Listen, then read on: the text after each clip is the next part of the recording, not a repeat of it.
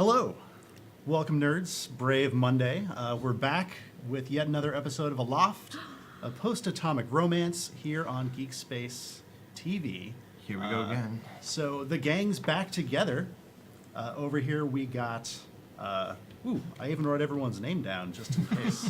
He doesn't even want to. Who are you? Look, I don't know. Their Pride was this weekend. It was sunny. It was a heck of a weekend. This guys. guy doesn't. I don't know. I their lost Pride all was brain this functioning. weekend. It was sunny. It was our dear friend Monica is playing Fennec Deerheart, druid and ship's medic of the airship Calamity Jane. Our dear friend Monica is playing Fennec Deerheart, druid and... Wait.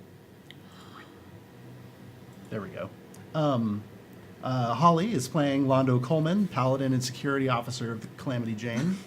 George is back as Getty de la Cruz, mechanic and doctor. And Corwin, is back as Theo Baker, the ranger, the pilot. Theo Davis. Why did I put Baker down? Do you even know who these people are? Look. Hi, Andrew. Somebody else is named Baker, right? Right? Yes. Yeah, someone else is named Baker. Your last name's now Lenny. Andrew Lenny. Hey guys, there were some issues with Twitch, and I guess they leaked through into MeatSpace. All hail the new flesh.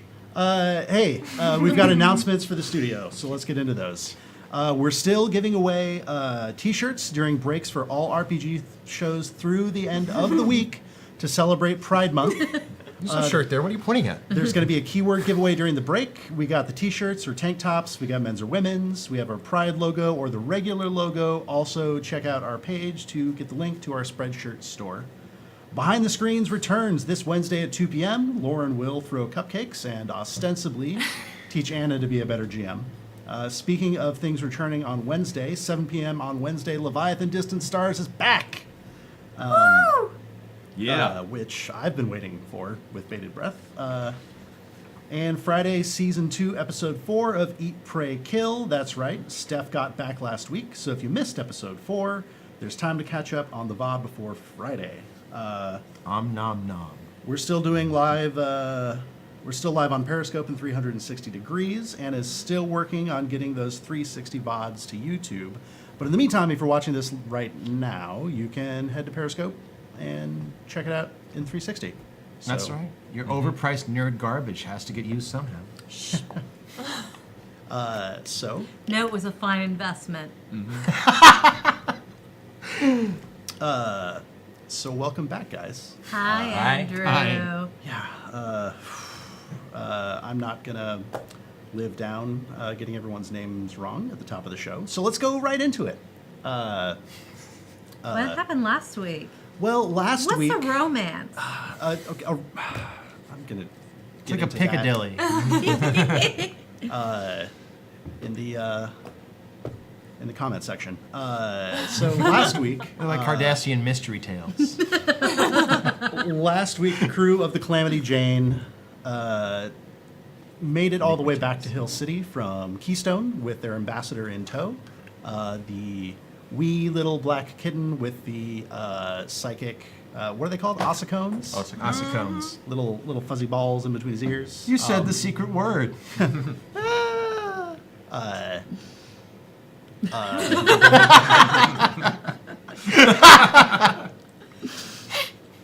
And people were unimpressed because they were like, hey, this thing works for the cat that was responsible for a bunch of my friends and family dying.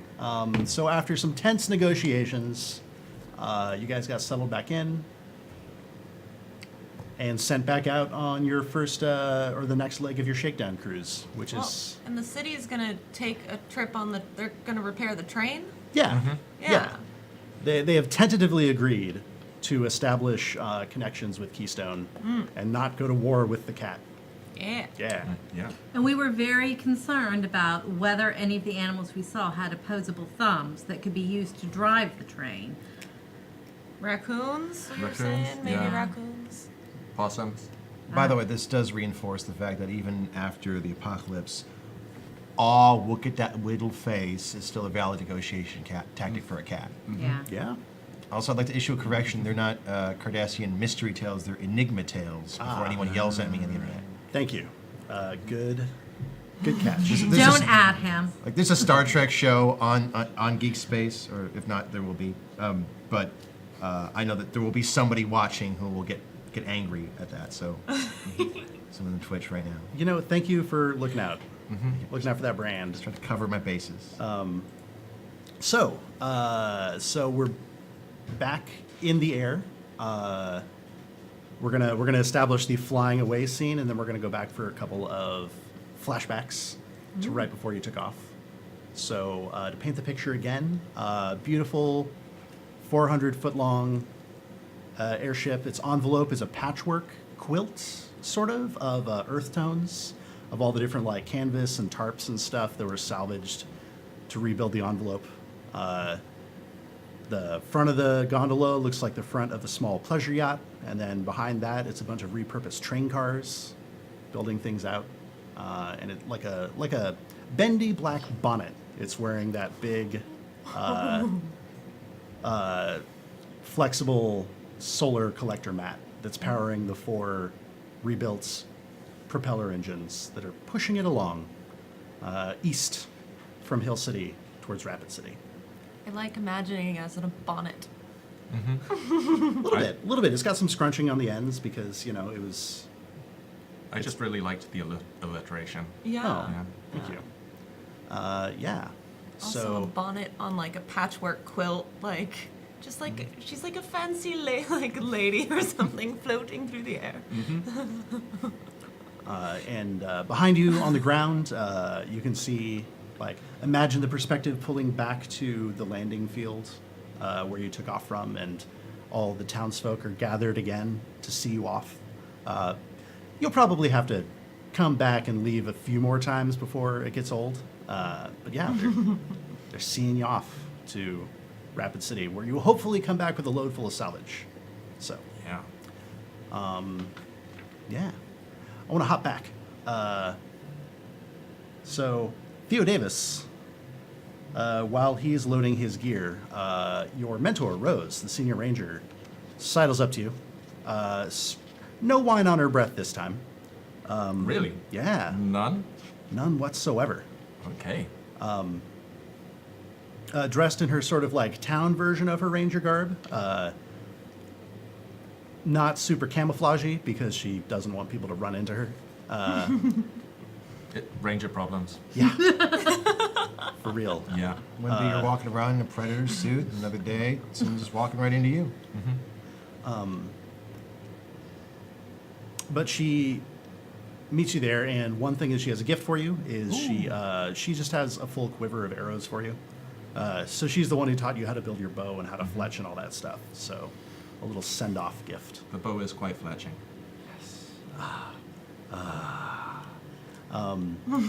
And she follows you onto the airship and is talking with you while you're setting up at the pilot station, and says, so,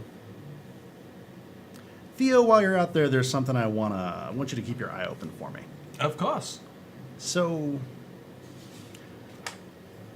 remember how, you know, back when it was just me and Peregrine, back before the war, working for the Black Hills Council? I mean, you've told me the stories all the time, but Yeah, well, it's awful strange that 25 years on, haven't run into anyone from there. that is a little weird. Now, it don't have to be this trip, she says, you know, sort of leaning over the console from the other side towards you. But they had a bit of a local headquarters built out of the Visitors Center over at the Seven Grandfathers Monument. In the visitor center? Yeah, That sounds... yeah, I think you mentioned this to me before. yeah, it's where my office used to be. Yeah. So, So over at the Five Grandfathers? yeah, 7. Seven Grandfathers. Seven Grandfathers. Wow, how could I forget that name? I mean, we're always going out there and visiting. I can't believe I blanked on the name of that. Actually, you guys don't make it that far out that way No? often. Okay. Because Keystone's in the way. And on your yeah. maps, it basically was like, here be dragons. Yeah. Except it was like, here be bears. And worse. Yeah. And apparently kittens. Yeah. Yeah. Well, you know that now. Yeah. Fierce kittens. Yeah. They don't even like catnip. So, Andrew, I don't know if our viewers know what the Seven Grandfathers Monument might be, nor the Black Hills Council. Oh, something that's happened in this setting is in the 15 years from the real 2018 to when the collapse happens in our story, the federal government had sold the national parks back to Native American autonomous units for their own purposes, to exploit them or to keep them safe. Like, there was this huge budgetary shortfall, and someone talked the Senate into being like, all right, Give it back to the people. yeah, Yeah. yeah. So, It's probably safe to assume that this was really some sort of corporate laundering plan, but then everything blew up before that could happen. yeah, Yeah. Perhaps this is a mystery you will get to explore. And so, what in our timeline we know as Mountain Rushmore. Oh, right, Mount Rushmore. Yeah. So, there they refer to it as the name it had, the mountain it had before someone went and carved a bunch of faces into it. And I assume two things. Yes. First thing being that Theo knows where the Black Hills are, and Yeah. the second being there is a map that would have that marked on it. Oh yeah, no. So in your copy of charts that you got, Yeah. from both from your fellow rangers and from Captain Perry, Yeah. who gifted that in his ship's logs to the town when he gave him the ship. Yeah, you know where that is. So that would be Oh, that would be. It's actually just a few miles outside of Keystone. just a few miles outside of Keystone. Yeah. Okay, excellent. You'd also probably be able to see it. Yeah. Yeah. You know, it's It's a big mountain. It's a mountain. Yeah. Yeah. Okay. a big famous mountain. In fact, as you're flying east-northeast towards Rapid City from Hill City, Yeah. to the southeast, you can see Rushmore / the Grandfathers. Okay. Yeah. So, how are the faces doing these days? Do they get offed or remade? There appears to be some sort of big, enduringly strong tarp over, over the monument. Yeah. That hasn't moved in 25 years, so like that must be Okay. one hell of a tarp. Seriously. Yeah. Is it green or blue or yellow? It's gray. It's a little bit of a darker gray than the surrounding stone. Okay. So you Okay. can tell there's like a blanket on this thing. Yeah. Okay. So, I will talk to the rest of the and crew I'm and make that happen. so bad it's actually the 6 Grandfathers Monument. 576 right Yeah. here. Boom. Gonna get that right from now on. So am I, because I'm writing it down. George just can't handle it. And the Black Hills themselves is the region that you're in right now. Okay. It's the geographic area. Awesome. Yeah, I'll talk to the rest of the crew and we'll see if we can at least do a buzz by. She's sort of tapping on, she's like, it doesn't have to be like this trip, but, you know, we're in the neighborhood. Yeah. Yeah. So I'll leave that up to you when you get to that, but, like, it's really worrying me. It's Okay, been cool. worrying me for 20 years or so. So, Yeah. First 5 years for survival. And after that, it was like, So yeah, well, from the looks of things, we're going to be going back and visiting Keystone itself in the not too distant future anyways. So how about when we do that, we go over and we check out the six Grandfathers Visitor Center at the same time. you let me know. Will do. You're the pilot now. And she sort of walks backwards through the doorway. And Rose, it really means a lot to me that you respect the position that I'm in now. Thank you. Of course. Don't fuck it up. And she's gone. Yeah, so meanwhile, also while loading, your dad, Leto Fennec, is well, while you're helping load up the airship and like seeing to the medical supplies and checking on your hydroponics and stuff, he appears to be having an extended conversation with the cat. And he's asking it a lot of questions, like from his veterinary background. He's asking, like, he's inquiring after the health of the other residents of Keystone. And as you can overhear, like, if the cat's talking back, like, in a psychic way, you can't hear it. But he just seems to be moving forward through questions and either hearing something or interpreting silences. If anyone can, my papa can. like just reading way into them. Yes. So, Yeah. yeah. He's good at body language reading. Yeah. Yeah. Awesome. I love this. And while he's doing that, Grandma Gaia sort of pushes past. You're like in your quarters where the like the cat has like led itself to the little bunk you made for it underneath yours, and Grandma Gaia sort of squeezes in, gives your dad like a maternal pat on his shoulder. Fennec dear, Yes? they're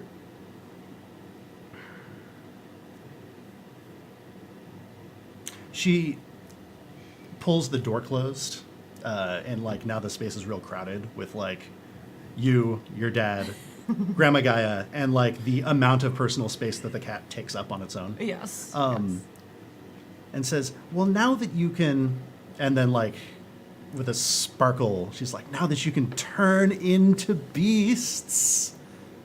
Uh-huh. I heard you're we're sending you to Rapid City. There was, according to our teams that we've sent there before, some of the local fauna that make the journey so adventurous are descended from. There was a reptile house, like an attraction. You could go visit with your families. Anyway, those lizards all got out and they're bigger now. Oh. So This is good? Well, or- do be careful, but maybe you could learn a few things. Maybe you can Yes. discover some more forms. Their wisdom, their tenacity. Maybe they're sapient too. I like my new sapient friends. Rather remarkable, and her and the cat like share a look.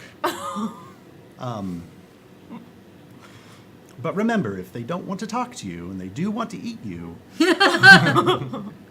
then you eat them first. Okay. Yeah. I like eating animals when they're mean to me sometimes. Yeah, we're gonna swing around One to. question, Monica, what level do you think you could turn into a dragon in? If these had somehow become, turned into some sort of dragon-like beast under the influence of the post-apocalyptic glow, and you befriended one, at what point could we have a dragon? I think technically that's like level 18. If I were wearing glasses, I'd push them up my nose and say, "Dragon is a creature type, and she can only turn into beasts." Oh, Well, at like level 18, I can turn into like air elementals or literally whatever the fuck. But we are reinterpreting, the Oh. flavor of this for the settings. So Yeah. by the time we get to level 18, I think we'll have a better idea. Yeah. Yeah. That's Would, fair. would that be more of a polymorphic thing than a beast form thing? Well, I have shape change is like 9th level something Okay. or other. Yeah. We'll find out. We'll get there. I'm just, squad goals. I want to transform into a dragon. Yeah. Definitely a life goal. There are Yeah. things that we call dragons that you already could turn into if you're familiar with them. Komodo dragons, Yes. bearded dragons. Yes. Yeah. Does anyone know any other reptiles that have dragon in the name? But if they were giant Yeah. and you got to know them, then you could turn into a giant Komodo dragon, right? Yeah. Yeah. Yeah. And then that would be like a large dragon. They'd be a dragon. Yeah. Yeah. Of sorts. Yeah. Well, you'd mainly be dragging your belly because they, Yeah. they kind of. Holly, I Beat me to expected it. better from you. Beat me to it.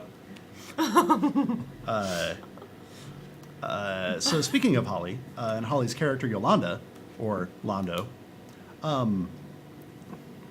you're going through your pre-flight checklist, which at the moment involves like making sure everyone has their safety equipment in place and like cleaning and checking the one machine gun that the airship has. And so I want to say like you're up on top of the gondola at one of those two little platforms at the front or back. And as you're having the scene where you're like moving the big pieces of metal and like cleaning something or dramatically pulling out the belts of ammunition and stuff like that. Little old Cindy Johnson, the sheriff. Sheriff! Your mentor has sort of snuck up. Not snuck up, she just doesn't move that loud.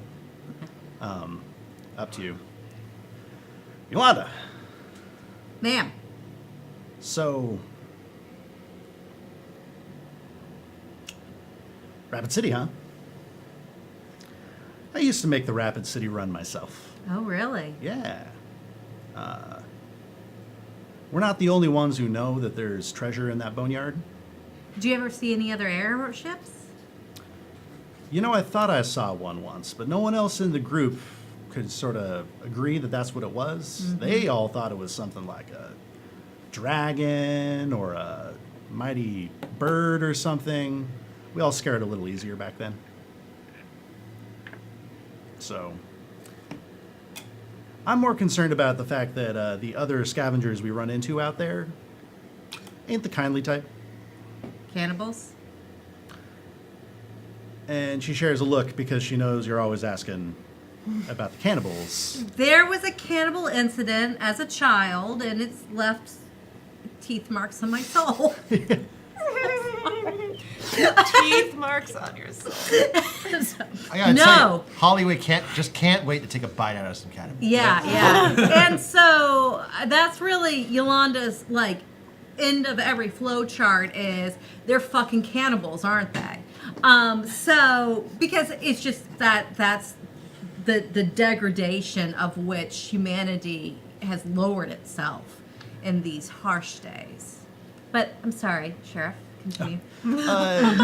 So she's used to hitting that point on your flowchart and Yeah. asking if they're cannibals. So she's not mean about it or anything. She's just like, not that we've seen. But all the same, if they're after the same goods you are, just remember, there's people back here that need them probably more than they do. Yes. Thank you. It's good to remember. Now, we left the charts with your engineer. There's going to be a few places. You can have some options of what to visit when you're in Rapid City. One of those is an old ammunition factory. Not saying you have to make it a priority, but we could always use more ammunition back here at home. Especially with this machine gun. Yeah, that thing's gonna run out like real quick. It is. I think we've got a couple of fights in it and then no more. Well, keep your eyes open, Yolanda. Yes, ma'am. And Thank you. She's off toddling back across the top of the gondola, or top of the envelope, mostly keeping her feet. You notice like she didn't clip in, but like it's probably not your place to call her out on that because she is your boss. So. You really just can't wait to sink your teeth into this cannibal situation. I really can't, no. You've had a lot of time to chew on this. Yeah. You're really hungry for it. Nice. 3 in a row. 3-hit Yeah. combo. I'm- Boom. Yeah. I'm watching that meter build. Combo Yeah. breaker. So, George, so you're loading up, which would you say you're mainly focused on like tying down and checking the RV, or I don't know. Everything got taken care of the night before. If I have time at all, I am reviewing Timothy's homework. oh, nice, I'm saying, no, I'm thinking of somebody else. Biscuit's homework. yeah, Biscuit's homework. Biscuit's homework. I'm beat. Jesus. Yeah, it's all right. It was a long weekend, guys. So happy to be here with you, though. Wake up, George. So, yeah. Oh,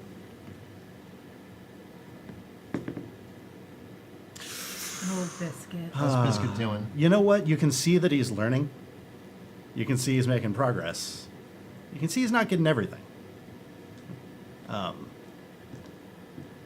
what he's not getting is that he actually needs to stop and memorize the formula. You can't just learn them long enough to crap out the homework assignment and then immediately forget the formula. That's the hard part about math. Yes, you have to memorize the formula. Once you're done that, you're done. You can't just like, oh, it's in front of me, I'm just going to go and do these assignments. I'm going to have to talk with that boy. So while you're doing the homework, I'm picturing this happening like in the cargo hold, maybe. Yeah. Maybe at the edge where the rolling doors are. Just it's a nice place to sit. Yeah. And Deputy Mayor Flanagan comes by. Oh, hey, Pat. Hold on. I get up. I just grab Biscuit's papers, run in the RV real quick, throw it down. I pop out. I have whiskey. Oh, Yes. that you'd pulled from the. You think the only thing I caravan have in stash? here is a medical bay? There's a still. Oh, of course. How do you think I trade for medical supplies? Anyhow, it's all right. So, Pat? He gratefully accepts a swig. And he hands over a hand-copied chart of Rapid City. And it's covered with some notes of, like, previous expeditions to Rapid City, the ones that were made on foot or on horseback, where, like, some sites are marked off as already emptied out. Some sites are marked off as, like, we saw other people moving there and we didn't want to, Interfere with their operations? yeah, or call attention to ourselves. But there are 3 that are circled in red ink. Uh-huh. And he says, all right, Getty, look. These are spots that we would have had to go through difficult territory when attempting to scavenge in Rapid City. But now that we have the Calamity Jane, you could just fly right there and fill your holds. So he points them out. One is the regional hospital. One is the Black Hills Geologic Institute. And one is the industrial park on the north end of the city. What does this map say about libraries? There There should be 3 in Rapid City. they're marked. Are they hit? One's a question mark, and 2 are we've seen lights and movement at these before. Okay. Question mark 1. I'll be honest, Pat. I don't know when the last time an expedition was sent over there. When's the last time anyone set foot in Rapid City from this town? It's been more than a year. Oh, okay, that's not too bad.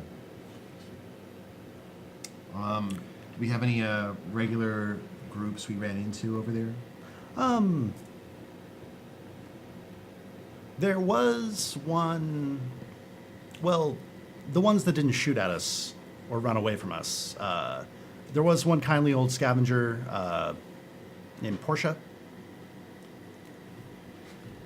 If you happen to run into her, but, you know, there's no guarantee she'll be there. She probably roams around and doesn't have a radio as far as we know, so. Most of them are violent, huh?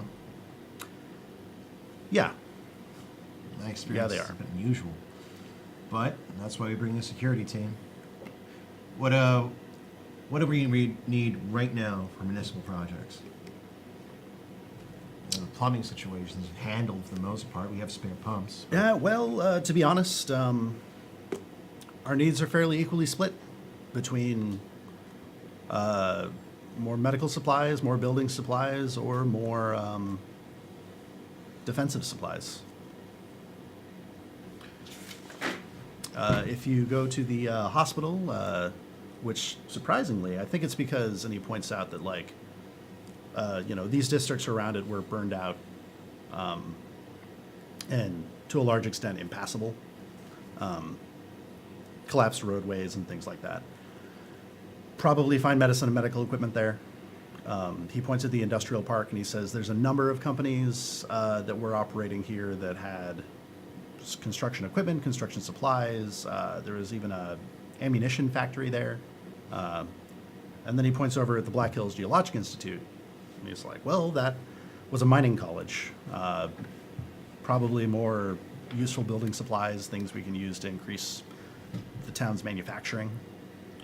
Pat, I wish I shared your optimism about medical supplies in the hospital, but in reality, we're probably going to find hardware more than anything. A lot of the medication, and certainly any sort of antibiotics, are probably long since expired. I know, but, well, It's worth a look. I you know. need tools to do medicine. So You do. talk it over, and he leans a hand on your shoulder and says, now talk it over with your crew. These sorts of decisions are up to you now that you all crew the Calamity Jane. See you in a few days. Hey, one last thing. I think I mentioned suggesting to the Keystone Neighbors Association, shall we say, that I suggested talking about trying to take copper wiring out of Keystone, but I think we better hold off on that for now. So I think that might be something worth looking into while we're here. All right. Quite frankly, it's one thing we really need. Okay. I trust you. I'll keep the home fires burning. Try not to make sure the place burns down before I get back. Do my best. Oh, think fast. Whoa. Toss the bottle to him. And oh, he catches it. He rolled a 20. He catches it, but he looks really cool doing it. So just to be clear, we are making a run to Bullet Town. Is that what's happening right now? The Bullet Farm, perhaps? Yeah, Bullet Farm. That's up to you guys. So, forward to, hey, you're all crowded around the console of the pilot station. How far out are we time-wise? Time-wise, it's going to take barely longer to get to Rapid City than it did to get to Keystone. Oh, Yeah. Depending on how much you want the engines to stretch their legs, you could be there in 3 hours, 6 hours if you want to be leisurely about it. We're not My- in a rush. We don't want to get ambushed. Yeah, my plan is to take it easy going out, and I do want to push the engines on the way back, just so we can see what happens where we max out. But we'll do that on the way back instead of the way in, so we don't. Yeah. There's a smart one. So yeah, you've got the chart that the deputy mayor handed off to your engineer, and you have a decision to make. The understanding here is that there may be successive trips back to Rapid City, not necessarily by you, but this is you guys picking the location that you want to focus on this salvage run. So where do people want to focus on this trip? Sheriff tells me we need more ammunition, and if we want to keep that machine gun running, we're definitely going to need some more bullets. We need metal. Lots of it. I heard that there's a reptile exhibit, and I really want to go to the reptile exhibit. Well, if we're talking personal trips, I want to hit a library, but what do you need Okay. for Granny's operations?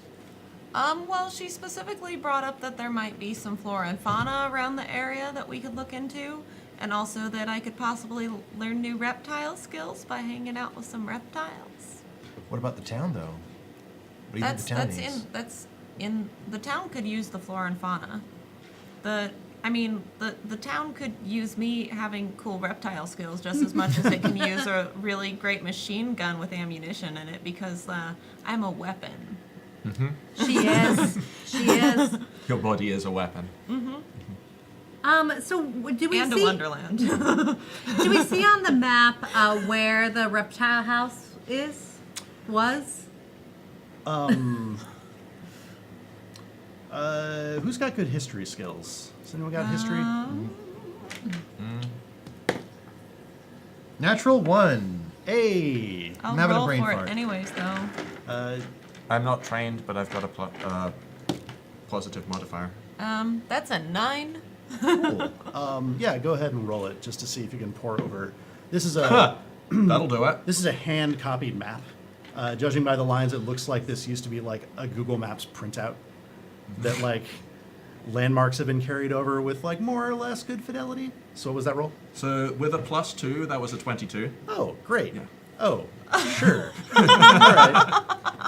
Is there anything I don't know? I'm guessing I was reading up during the previous day to make sure that I was familiar with the city. Sure. So it's all fresh in my mind because I've just been going over it. Like It was there's just an old AAA magazine somewhere Yeah. that happened to mention the wonderful reptile house of Rapid City. Your third eye opened and you saw forever.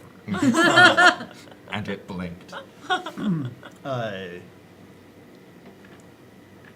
it's you're like, oh, it's on the west end of the city near some of these what used to be parks that are probably either burned out or overgrown by now. And it's not because it's labeled Reptile House, it's because you interpret the frilled lizard icon that someone drew in there to be like, oh, and it's got a little house over it. That must be it. It's a lizard house. That makes sense. Yeah. I was wondering about that one. Thank you. Yeah. Of all the locations you might be hitting, so I hear you're very interested in the Reptile House and the libraries. Those are closest to the Black Hills Geologic Institute. Might as well go there. Geologic Institute sounds cool too. Okay. So those are all together. I bet we could get stoned at the Geological Institute. Yeah. Nice. A delight in causing pain. That's not true. There may also be complications around the reptile exhibit because The the reptiles? reptiles might have gotten bigger. So we also might want to avoid it altogether. Well, so either definitely go there or entirely avoid it. are our Exactly. options. What Okay. about your Yes. Wonderland body weapon? but what if the reptiles have surrounded the geologic school or in such a way that no one else has been able to pillage it? Why Which would would they be surround the pretty cool. Why would they surround the Geologic Institute? Did they just suddenly develop a sudden passion for checking out rocks? Yes, they're Maybe. reptiles. They love laying on rocks. They love laying on rocks because the sun's there. Those rocks are indoors, the opposite of where they would want them to be. Or in the mine. That sounds like rocks with work. Like if I was a reptile, I would say that's rocks plus work. That sounds like a bad rock. Am I not making sense? You're I think making I'm- much sense. I think I'm making perfect sense. Yes. Maybe they took out the ceiling though. Okay, that would be a valid. Let I feel us fly like- over the Geologic Center. We'll see if there's giant reptiles. Lando, I like where you're going with this. Yes. And then you will, I don't know, attempt to commune with them Uh-huh. while we search, and it'll be awesome. Yeah. Okay. So, you crest the hills. So, yep. We're going to fly at a medium pace. Medium pace. Cool. And we're going to plan on, because the libraries and the institute and the reptile house are all on the west, and I think we still wanted to go to the industrial complex. Is this correct as well? Mm-hmm. So let's aim to buzz over the west and then head north from there to get to the industrial complex. Okay. So as we go, I mean, this is a new perspective on this path that rangers and others have been taking. Do we see any new settlements along the way? Other trading opportunities? Go ahead and roll me some skills about that. Perception, or if you have anything else Yeah. that you think would apply better. 25. 9. Can I be using Peregrine for That's this? not working out. Sure. Okay, You cool. absolutely can. Yeah, In fact, that 'cause- is one of the reasons why you have a drone. Uh-huh. So that gives me advantage. Nice. No. Yeah. Because of those eagle robot eyes. I am. Don't Eagle you have Robot. any eagle eyes yet? Okay. That's 16. I can't do flying animals at this point. Not yet. You have teethy animals. I And I have- appreciate the I teeth. have teepee animals. So, George, that was a 25 you said? Who else got in that neighborhood? 16.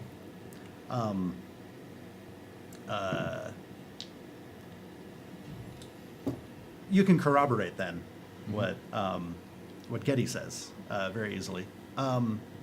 or he'll point stuff out, and then you can send Peregrine in for a closer look. Along the route, no. You don't, like, in between the two, no other towns have sprung up or anything.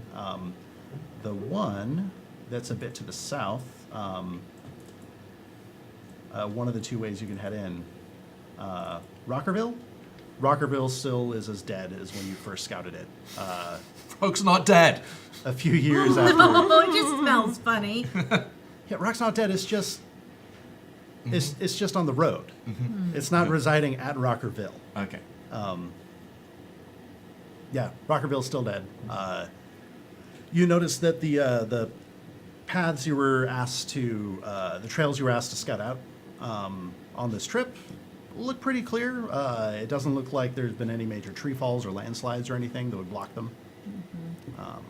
Yeah, but as you head in over Rapid City itself, I'm going to let those rolls carry forward for sort of scouting where people are there. So, Rapid City. It's a wide, low town, not a lot of tall buildings, and then it's laid out, sort of sprawling out from big freeway interchanges towards the center of town, as well as following Rapid Creek. This town did not fare very well during the war. There's just a couple miles away to the northeast, there's a big Air Force base. That Air Force base is now mostly a shallow bowl carved out of the ground. It's been glassed. Basically. And it looks like the fires and blast wave and stuff flattened the northeastern corner of the city. And then fires after that took out most of the rest. There are reasons why it's considered like a dead city or a boneyard. Like, civilization is not restarted in these ruins. But there are a few large buildings that appear mostly intact, notably that hospital that you've been pointed towards, the Black Hills Regional Hospital. Are we going there? It was one of your options. Oh, that's a great option. Well, you remember you were the one who wanted to go over to the lizard area? Yeah, we all Are want to you- go to something at Lizard House. Are you changing your mind? Yeah. I was just saying what I wanted. I think we're definitely doing the reptiles and geological institute first. We're cruising at 150 feet. Are we ready for a inspiring 10-minute speech to give everybody an extra 4 hit points? Hit me with the highlights. Okay. So guys, we're gonna face a lot of people out there, a lot of scavengers. Remember, we are here as representatives of Hill City. Scavengers are following their own path, but we've got to look out for our people, our families, our biscuits. Yeah. Yeah. Everyone is inspired and gets those temporary hit points. Also, I'm guessing you were doing this over the comms, so everyone. Yeah, everyone. Well, actually, it's just 6 people, so it's like Okay. us 4 and like 2 Rusty. yahoos. Yeah. Okay. I don't know. 2 yahoos to be named later. I have 2 yahoos. How many people can I use guidance on? You can use guidance on one person at a time. Okay. Just to call out those other locations, the Black Hills Mining Institute is nestled in the foothills on the west end of town. It looks like it had a beautiful green campus that is now overgrown. Like you can spot the sloped dome sort of roof of its auditorium peeking out from what is now like a lush grove of trees sprawling across its campus. And occasionally like the radio mast or other like satellite dish from other buildings poking out. But other than that, like the forest is claimed, the Institute. Perfect. Yeah, and that industrial park you were pointed to, it's kind of sprawling up on the north end of town. Half of it is just knocked over 25 years ago in a blast, but the rest appears to just be like, look, they're buildings. They're made out of concrete and steel, so they didn't burn down. So half of the industrial complex is knocked over, the other half is still standing. Yep. Is the institute where you said there was fauna supposed to check out, or what was the? It's a geologic institute. Oh, okay. The reptile house that you were very keen on visiting Okay. is close to the Geologic Institute. Okay. It's walking distance. As you come in, it's early afternoon. That sort of the pace that you set the engines brings you over the town. You rolled very well. You spot some movement on top of the hospital. Movement spotted on top of the hospital. It looks like a couple of people. People? Not bears or anything. People, they look like people. people, yeah. That doesn't make it any better. It'd be worse than bears. Just barely. You do spot, and you also notice in the center of the industrial complex, in the middle of one of the big yards that would just be for parking or lining up trucks or whatever, there is the gutted skeleton of an airship that crashed like nose first and is just sort of listing. Good supplies there. We Yeah. should check that out. Absolutely. Yeah. Any I'm sure that's not full of people who can bring down airships. That would. What are the chances? Very high, actually. yeah. Very high. Like airships Yeah. Yeah, sure. or catnip. Or Grandma Gaia. Speaking of which, where's the cat? Where is the cat? You all look around, and then it's weird how it gets your attention without making any noise. But No. oh, No, it's not. Have you ever had a cat before? I'm allergic, so I only get to visit with cats. Yeah, that's the whole modus operandi. Yeah. There's just like the half second of everyone looking around, and then, oh, there it is. It's standing on one end of the console that Theo's piloting at. Came from nowhere. I guess your crew now. Do you have an opinion? Shrug. We could show the cat the map. Mm-hmm. The cat is psychic. Maybe it knows something. The cat is currently sat right next to the map. Cat looks over the map.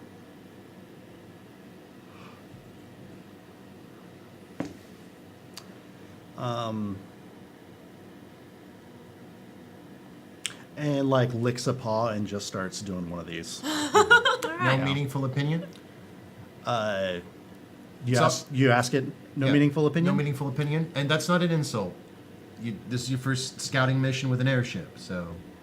It gives a uncat-like nod, and then an uncat-like shrug. How many hours do we have until sunset, given that it's mid-June? Yeah. And at northern latitude. You've got sun's not going to go down for another 8 hours. Okay. I think we should probably be concerned about anti-aircraft weapons. That's why I'm flying at 150 feet. Should we extend that range? We should probably extend that range. If Okay. they have any man-portable anti-air weaponry, they can probably do a lot better than 150 feet. Yeah, I'm gonna. Do you want to? It sounds like you're worried about that crashed airship. Yep. Out by the industrial park. Yep. Did you want to like maybe send Peregrine to go take a look, or? That sounds like a great idea. Yeah. Yeah. Cool. It's ideal. You already gave me a pretty swell perception check using Peregrine, Yeah. so gonna let it ride. Peregrine gets closer and then comes back to report. Okay. Because it's like transmitter range Kind of. isn't that far. Yeah. But he's clever enough that you can give him instructions and he'll come back. Comes back, pipes a video feed of what it saw to your wrist display. Yep. This airship carcass has been here for a while. It's Okay. not smoking at all. There's dust settled on parts of it. It looks like a fire gutted frame with very little. There's a few intact compartments, so maybe there's some stuff in there, but mostly this is just a skeleton, and it's been here a while. Okay. Did we find any places that look like good places to land?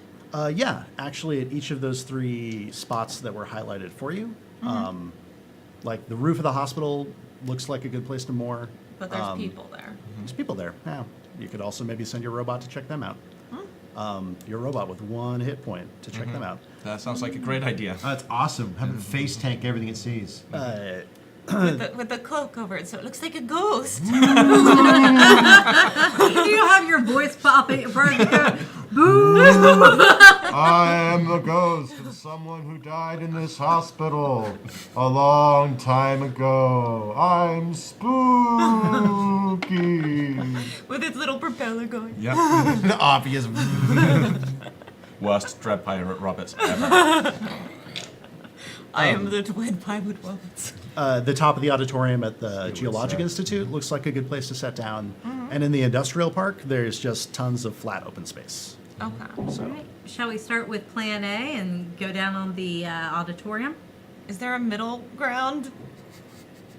Is there a middle ground spot? Like if we parked on one, we could kind of. walk to the others, Yeah. or it'd be a Or is bit it- of a hike. Okay. You burn a lot of daylight doing it. Okay. And then like you'd be hex crawling. I'd be rolling for random encounters. We can play that game, Ooh. but it's kind of up to you guys. I don't Okay. think we have space for a minis map. Oh, Yeah. Let's take it slow. I think we all strongest opinions were towards the Geologic Institute. Yeah. Let's Yep. go. Let's go check it out. We can always come back. But it does put the reptile house and the library in walking distance if you wanted to do that. So Yes, that was what we talked about a few minutes ago, Monica. So as we're coming, it sounds like we're all getting at least one of those moments tonight. Happy Monday, everybody. yay. What's up, Corbin? So as we're coming in, we're currently at 300 feet, and all eyes on as we slowly descend. And I might actually send Peregrine down to scout the area around where we're planning on landing.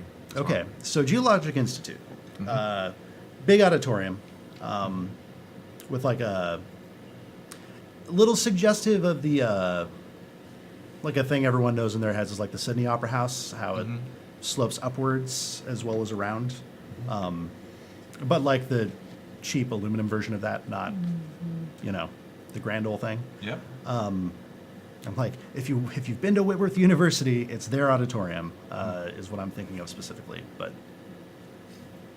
practically no one has. So Shout out to all our homies who've been to Whitworth University. Woo! go Yeah. Pirates. And then like a few hundred feet distant, you can see poking up through just the edges of the roof and the things that stick up out of roofs of these like shorter, like it's actually kind of hard to see where ground level is because this canopy is lush. It is, yeah. It smells real nice. Great customer service. Awesome. Yeah, a few hundred feet away in either direction. If you wanted to send Peregrine down through the canopy, like, look, this is a great drone. It is built and trained for dipping around in lush forests. The forests it is used to are not this lush. Okay. Yeah, this So is this like, is a super lush forest. yes. Is it so lush that when we get about 60 feet, and I'm going to, what did we rename? Glow Sense It? Yeah. Yeah, I'm going to Glow Sense It when we get a little bit closer. Sure. Let me tell me when we get close enough. Also, So you're going into land, or you want to send Peregrine in first? I'm I saying wanna- there might be some rolls involved Yeah. if you want to send Peregrine. I do want to point out that this kind of terrain is totally my favorite. Nice. Absolutely my favorite. Ding, But ding, not ding. Peregrine's favorite. Peregrine doesn't have ranger levels, Yeah. so Peregrine could really take or leave this terrain. Yeah. Peregrine doesn't really have necessarily a negative opinion, but not a positive one either. Well, I it's thought just you were saying it he has a was he has a class feature. It says ambivalent terrain, and Yeah. it just lists all terrain types. Yep. Okay, so You want to send him into scout? Yep. Yeah, With give some me- perception checks. Why don't you give me a drone handling? Drone handling. Because I you got to it. guide him in. Yeah. Through Okay. trees and vines. Trees and vines. Trees and vines and trees and vines and trees. Is there kudzu? I mean, Kudzu? kudzu. That would- It's too yeah. far north for kudzu. Sorry. Yeah. Wait till you guys get to the. Yeah. Sorry, spoilers. Okay. Well, get those spoilers. So I'm just so excited about this game, George. no, I don't get advantage on this because it's my favored terrain. I just get bonuses when I'm actually like traveling through that terrain. Oh, this is your favorite terrain. Hold Yeah. up. Yeah. Why don't you go ahead and take advantage on Okay. your drone handling. Yeah. Because this is specifically about using an extension of yourself to navigate the forest. So take advantage. Okay, cool. Yay! Yay! I like 2 dice. Too bad they don't like you. Seriously. It's a 4 and a 2. Yeah. Jeez. 4 and a 2. Nice. That maxes out at an 8. So those are nice even numbers. I want to compliment you on rolling those. Thank you. I appreciate that. So like you've been a ranger a while, and like Peregrine has been your constant robotic companion for years now. But you're kind of new to this big hero thing. And I think I just kind of got a little sloppy. Yeah. Yeah. So when he gets snagged on a vine that's stretching between 2 different trees, and like flips upside down, you're like, well, this isn't the first time I've done this. Automatically reorient the camera. Also, he's stuck.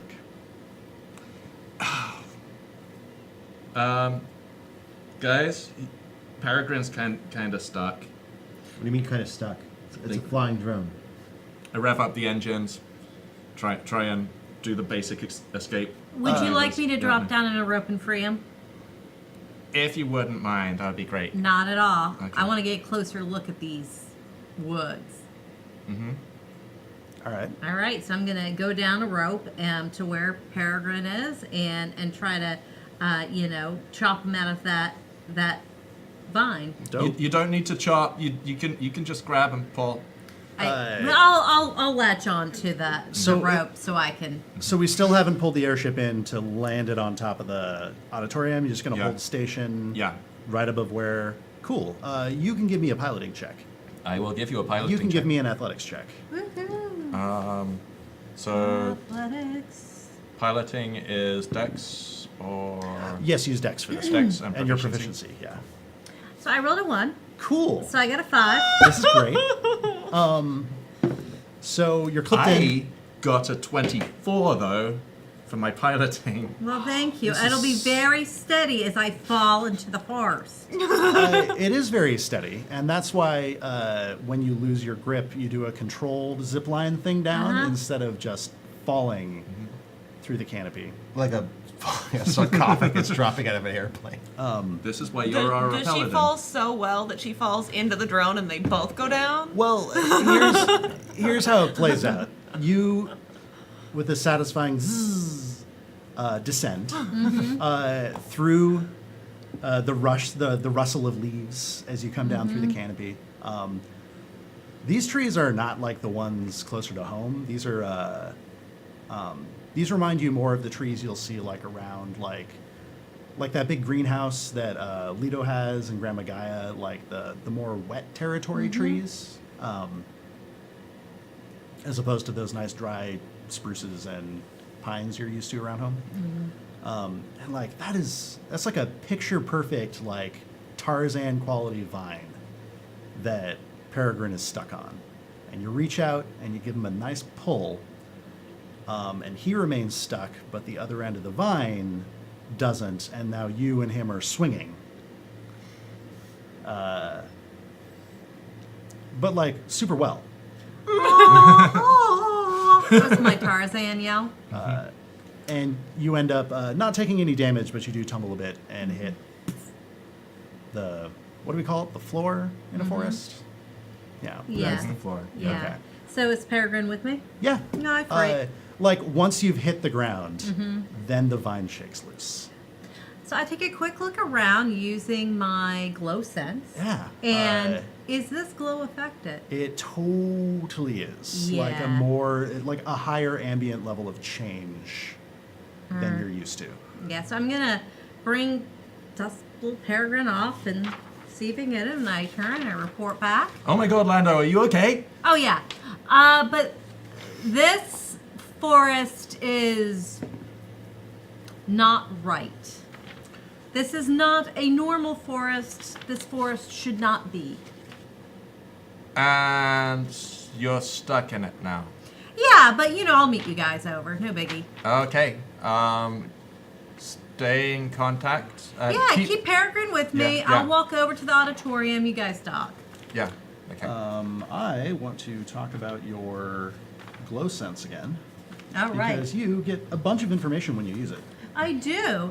It's based off of divine sense as an action until the end of my next turn, you know the location of any, and this is OG rules here. Yeah. Celestial fiend or undead within 60 feet of you, not behind total cover. Now, given that the forest is very covery cover, I assumed I was only sensing the actual force evilness. You do Yeah. not know the creature's identity, and you may use this 3 times per long rest. Nice. Thank you, Jared.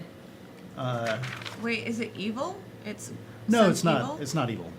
In the vanilla's D&Ds, it would be evil, but Well, it's divine, so any celestial fiend or undead. Celestial isn't an evil. Consider it a spooky forest. I mean, that doesn't necessarily mean it's evil. It's just spooky. Kind of like your animal friends. Yes, exactly, like your spooky ass animal. friends. Yolanda's attunement to the glow lets her pick up on things that are warped by the Yes. glow. So yeah, this I'm is not warped. You turn into a cheetah. twisted, changed. So you also pick up the locations of monstrosities and aberrations. Ooh. Well,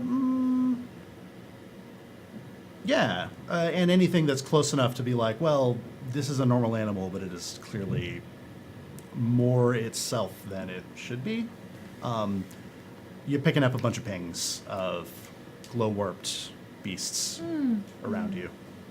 I'm picking up several beasties who all should be aware that I'm carrying a large axe. Are they heading towards you? I mean, I feel like that's not something you necessarily want to be surrounded by. I'm assuming that only this one and this one have comms. Right. Well, you're all Yeah. standing next Well- to him, I assumed. Yeah, because Peregrine has the microphone and radio. So, Yeah. oh, He's the and the voice of speaker. Peregrine. Hey, And the speaker. Yeah. yeah. Do you want to stop and look around, like with your Yeah, with my eyes. regular eyes? Yeah, my regular eyes. Give me that percent. Can I ask, are they like jungle trees or rainforest? Rainforesty. Okay. Yeah. 10. Like Oho forest. Later, we will sync up on expectations of describing nature, which is still a forte that I am building. 10? 10. If you're looking with your eyes, should I be looking with my eyes? Your eyes is eyes. Oh yeah, Peregrine's eyes. Go ahead and toss eyes. one for Peregrine as well. Eyes. That is a 19. 19, great. You don't spot anything at first, but that's because chameleon-like, these big lizards are changing color. Oh, shit. Oh, great. And just I love them. hanging out just along the tree that you landed next to, because that's one end of the vine was secured there. Shifting. Actually, no, it's keeping its color constant with the trunk of the tree, but you see its eye sort of. How big is this? So I would like to compare it to. Oh man, I was going to say a horse, but horses come in so many shapes and sizes. I mean, they're all horse-shaped, but they're different sizes. I'm trying to really think really hard about a non-horse-shaped horse. I'm drawing a blank. Yeah, it's. There are even some things that are not horses that are horse-shaped. This is true. Zebras. Horse Zebras are very radish. large dogs. Okay, there we go. A horseradish-shaped horse. This is a iguana-shaped lizard. Okay. So it's got those cone eyes. Whoop, whoop, yep. Like, yeah, this thing's probably like, Or I mean, tip to tail, we're looking at 10 feet. Okay. It's wrapped around the tree a bit. So, Theo, do you see the 10-foot iguana that I see? Don't move. There's a giant iguana. I think the iguana is aware. So I'm going to walk this way. Iguana, nice seeing you. Laters. Its eyes just sort of swivel around. Right back at you, buddy. Isn't bothered. Nope. Nope. All right, let's meet at the auditorium. Peregrine, with me. Can we see this on a screen? Is this like The there's, screen like, is on my wrist. Can we like? Can I be like looking over your shoulder Yeah, and being so like, just- "Ooh, it's cool." So until you guys upgrade like the control center of the airship, you will absolutely have to crowd over Yeah. Yeah. Theo's Yeah. shoulder to No. see what Peregrine's No, sees. no, we don't. Prestidigitation. Just gonna. Oh, that's cool. Ah, There we go. nice. We have a nice hollow projection now. How'd you do? That's awesome. Oh. How'd you do that? Nanites my blood. Oh, yeah. Okay, pretty well, great. Fennec was definitely like over the shoulder like this, just like all up in it, and then went, "Oh, that's cool," but like doesn't change, holding on, just is still like, "Oh." We're gonna let that super good piloting roll also ride. I'll take it. You pull down real close to the roof of the auditorium, and basically, well, if you wanted to like leave it on hold station autopilot, you'd like usually leave Peregrine here for it. Yeah. But Peregrine's down with Yolanda, so you can ask one of the crewmen to just keep it steady. Hey, Rusty. Yep. You know what to do. Come on in. Okay. You're not sure why they sigh, but robots totally like sigh. Andrew, is everything you know about robots based on Marvin the paranoid robot? That and a little bit Futurama, A a lot of Star Wars. Okay. Also, there's a completely legitimate reason as to why a robot would sigh. I want one of our robots to be played by Alan Rickman.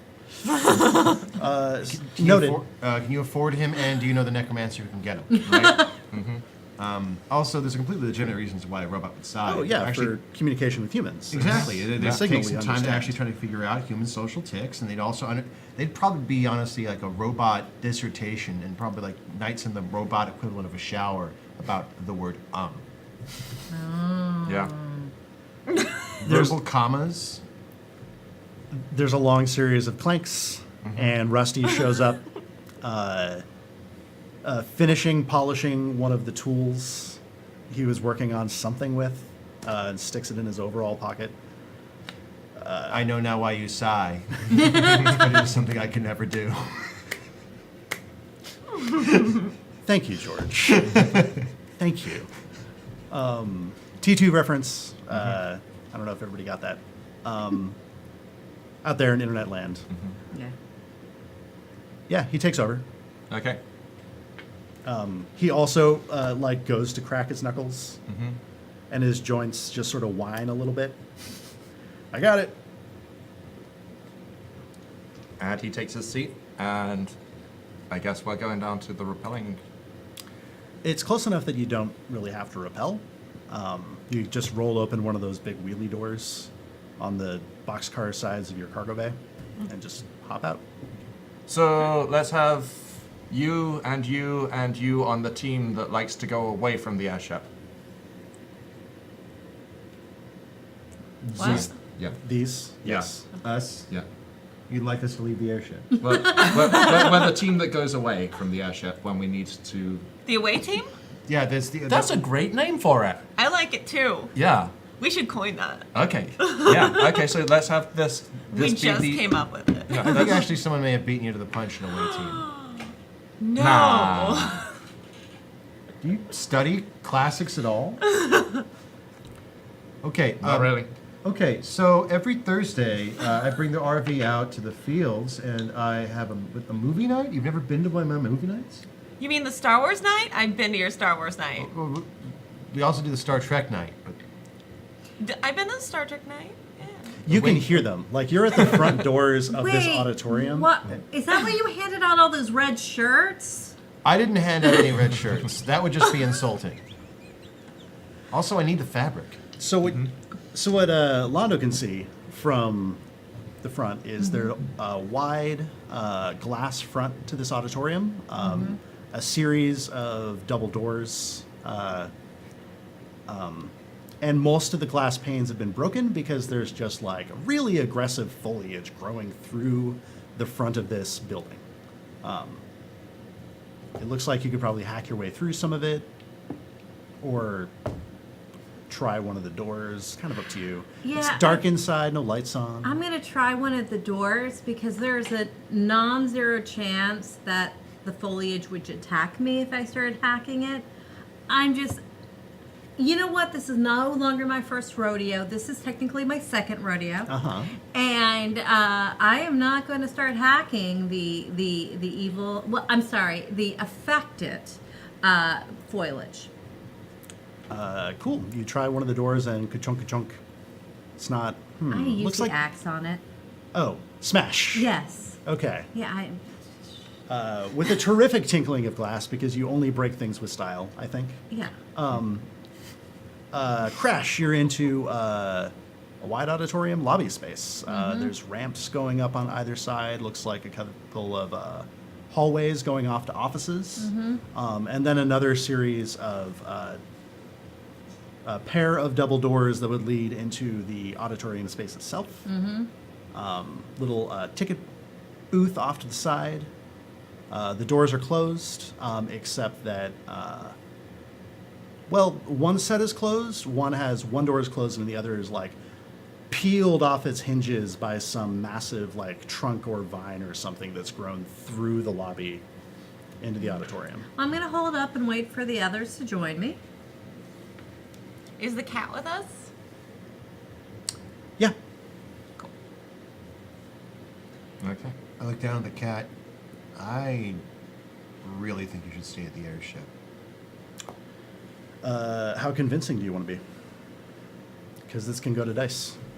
Let's take it to dice. This isn't about me not wanting you around. It is about you not being eaten. That's a One cocked is- die. That is. Well, then re-roll it. Yeah, maybe re-roll it on your special dice rolling tray. Oh, the one I'm That- keeping all my things Yeah, on? that Anna conveniently provided for So you. I don't roll here and make a loud noise? Yeah. I've one- heard. I'm sorry. Now it's a 4. Are you happy now? I'm so happy. Yes, you're Because that very means happy. when the ambassador gets eaten, there'll be a diplomatic incident. Yeah, any excuse for violence. Total is going to be a 9. Okay, well, its total is going to be a 20. So, Fuck you. I'm honestly concerned for its safety. yeah, no, I hear you. But it's a teenage cat. Yeah. And no one's telling it what to do. It gives you like the flick and trots on by that like hurts because you've probably been worrying about Biscuit starting to give you this kind of sass.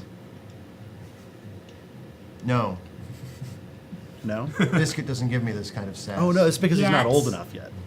And actually, at this point, I feel pretty grateful. When I say, fine. I'm going to start to start reciting in my head the speech you have to give your mother. Ooh. May I roll for advantage? This is my verbal barbs. Oh yeah. Yeah, you pulled out. It's 11. Oh, now you're just pissing him off. You ever play any Telltale games? Yes. So we decided on the cat's name. There was a poll. His Oh. name is Tibble. Tibble. You can almost feel like you blink and think you saw something different, like you're mistaken, but you could swear you saw for a flash in your Nano Suites heads-up display the words "Tibble will remember this" flash across the bottom. Okay. Yeah. So you guys so you're in the lobby. That's weird. There's a bunch of plants here. There's no like bodies or dudes with guns or fire-breathing things that you can like tell. So that's cool. Yeah. Up on the roof, which is mostly clear, which is nice. There's only the occasional trailing vine creeping across. Nothing big displacing. The top of the auditorium has a bit of a scalloped affect to it. Comes up in 3 big slopes. And at the edge where there's like, a little wall that joins the roof. Those are glass. Those are all intact, but you can see through the glass that there is like leaves pressed up, like packed up against, like greenhouse wall style, like packed up against the side. So the auditorium is just like flooded with foliage. I mean, either that or something is pressing those bits of leaf and branch directly up against the glass. You don't know what the interior is like exactly. Okay. Also, you can see down the way there is a ladder with one of those safety rail things around it that denotes where it starts, heading down the side. Okay, and there's no like access door to get to the inside. You poke around and there's a hatch There's a hatch. Okay. towards the back of the building. Should I come up and meet you guys on the roof That's probably not a bad idea. if you're taking a hatch? Oh, there's also a couple of those spinny little ventilation things that look like chef's hats, and those just have leaves like sticking out of them. Okay. All right, I'll go ahead and climb up the ladder to meet up with them. Okay. We'll do the Yeah. same. All right, boom, you're on the roof. Boom. Hatch? Hatch. All right, I open the hatch. Make a strength check, or an athletics check, in fact, because it doesn't feel like it's locked, but it feels like it's stuck. 13. 13. Cool. It takes you a minute. The joints are decades rusted, and also jammed up with plants as you this open. I feel like when I describe those windows, I'm giving the impression that this place is just like an overstuffed salad bag that's going to spring forward when you get in. It's not quite that bad. Okay. I was waiting for the Are they like open the hatch. decomposing? You poke in, and it's more like they're covering all the walls or creeping across all the surfaces in here. It smells super fresh when you crack open that hatch. And you can see there is a ladder going down to what's probably a backstage space. And tough woody vines have grown across the rungs of the ladder itself in a way where it looks like it doesn't impede function of the ladder. So, Getty, could you put some light down? I suppose. It I- sounds dark. I pull out a flashlight. I thought you were gonna Press to digitate. You thought I was gonna what? do a glowing ball of nanobites. But I have a flashlight. Okay. Larger range, I think, is what. Okay. All right, let's go. I climb on down. you climb on down and you're backstage. Am I in show business? I mean, you are now. Oh boy. Yeah.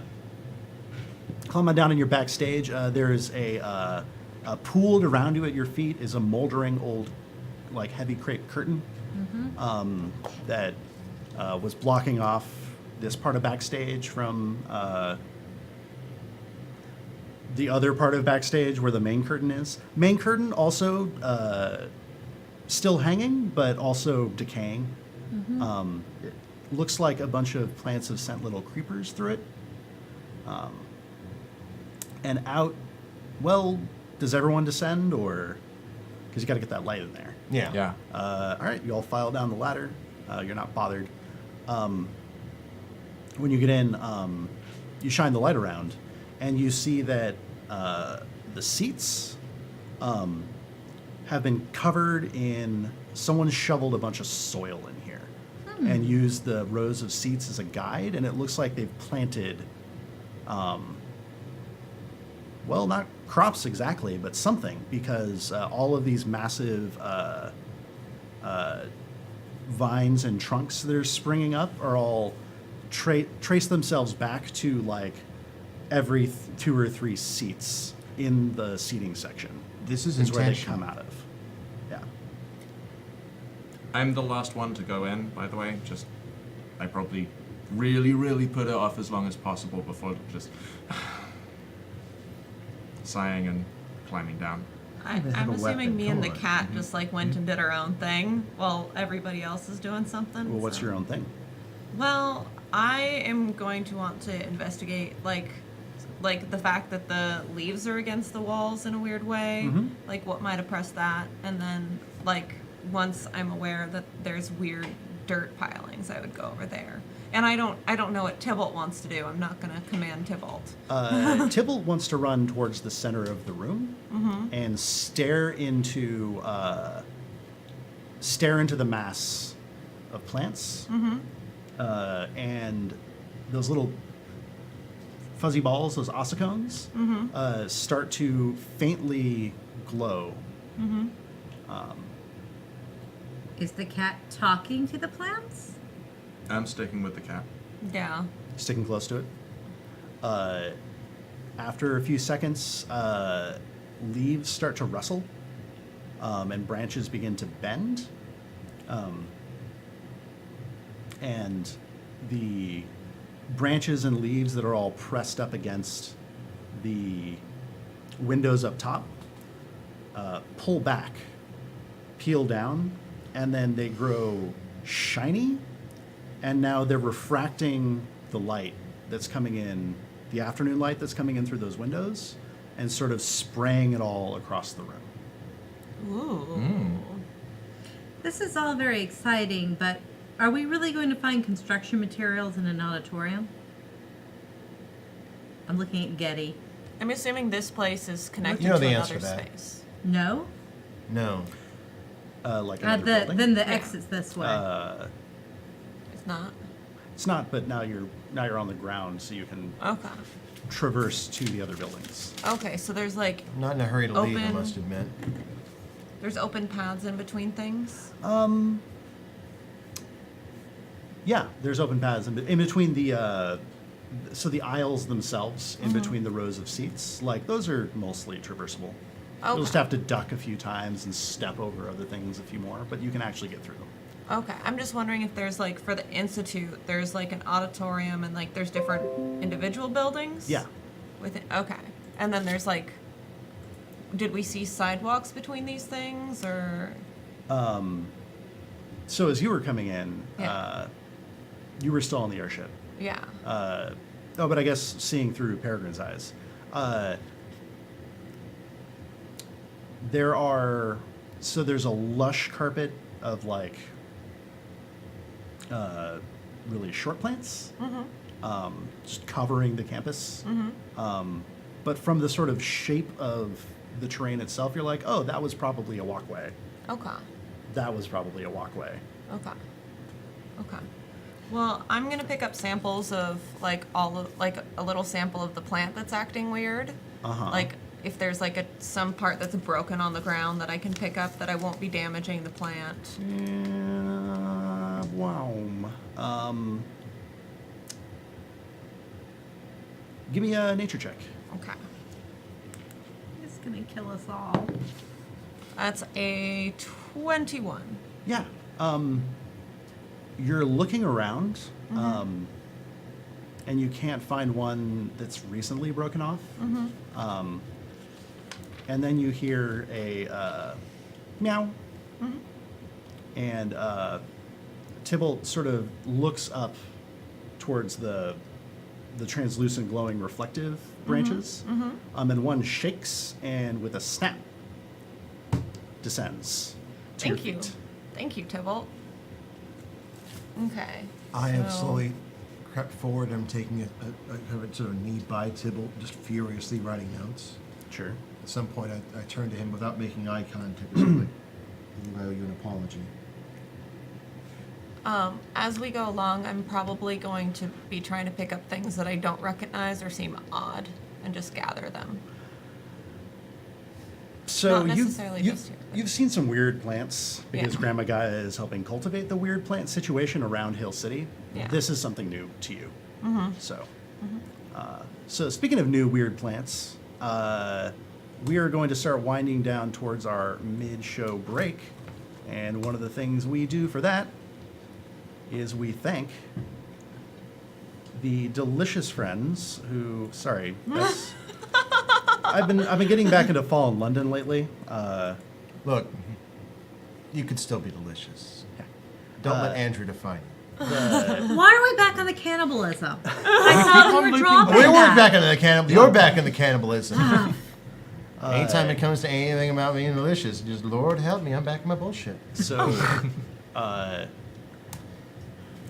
people of great taste and refinement. Maybe that's what I was going for. Yes. So, let's thank a few of them. Willian_TW, thank you for the contribution again. Thank you. You're delectable. Thank you. This person is also being awesome and updating our wiki. What? Thank you. Wow, we have a, Yeah. Yeah. great, awesome. Yeah, You're very in cool. there. I've been talking Of to course I them. Duh. I've been talking to them about sharing some notes and stuff. So people who want to like put the pieces together in between sessions can totally do that. Awesome. Is They this s- a mystery box kind of game where they have to put together the clues? Are we the Westworld of Twitch? Oh goodness, no. Okay. Heavens, no. But they say, great to see you all again. Let's explore Rapid City and get some loot. Yeah. That's the plan. Thank you. Chaos_Spear4 says, must sleep now, but looking forward to watching tomorrow. Very Yeah. savory. Yes. Because they are saving. Literally. Thank you for the tip. And Mythalion says, here's hoping there's no Wendigos on your patrol. Very scrumptious. Yes. Yeah, speaking of delicious, never mind. Yeah.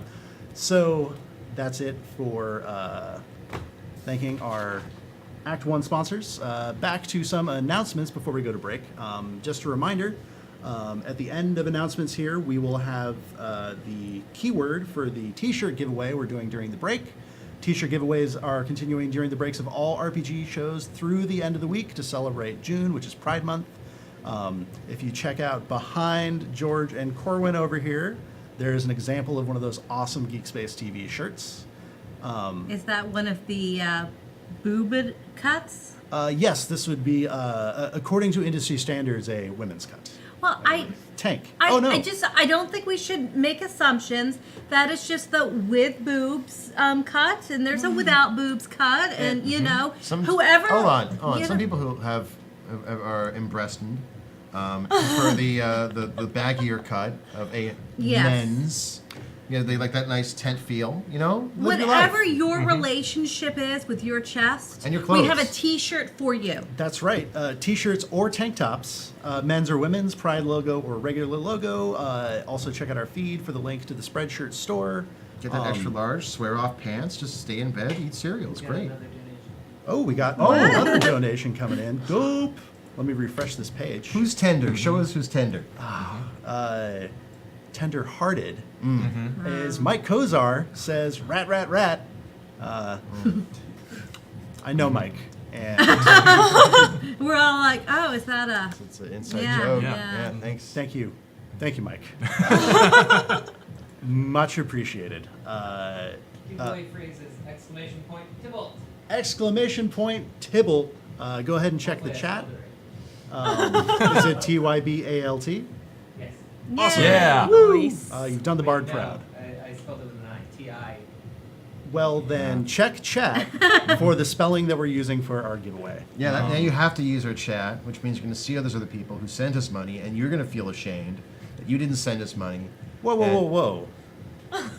They don't need us to tell them that. Yeah. Well, they don't need us to, but I want to. I Or want they- you to know your shame. Or they Oh. could share this with somebody who can afford to donate, and they could love it. Yeah. And then more people could love it. You just got your and- homework assignment. Sharing is caring. Check us out on Facebook and Twitter.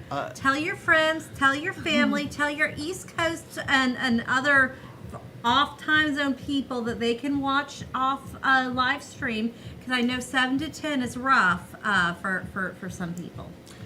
And speaking of watching it later in the videos on demand, we are now also up on the GeekSpaceTV YouTube page. Yay! So you can check our VODs out either on the Twitch page or the YouTube page. Follow them links from GeekSpaceTV's Twitch page, which if you're watching live, you're looking at right now. So speaking of other shows that we are excited for you to also watch and support, Behind the Screens returns this Wednesday at 2 p.m. Lauren will throw cupcakes and ostensibly teach Anna to be a better GM. Leviathan also returns this week, 7 p.m. on Wednesday. Wednesday is a day of great returns. And Friday, we have another episode from season 2 of Eat, Pray, Kill. Steph got back last week, so if you missed episode 4, there's time to catch up on the VOD before Friday. And as some of you know, because you might be watching on Periscope, we are still live in 360 degrees on Periscope and is still working on getting those 360 VODs to YouTube. So we are going to step away from you for about 10 minutes tops, and then we'll be back for more Aloft to Post-Atomic Romance. See ya! Bye!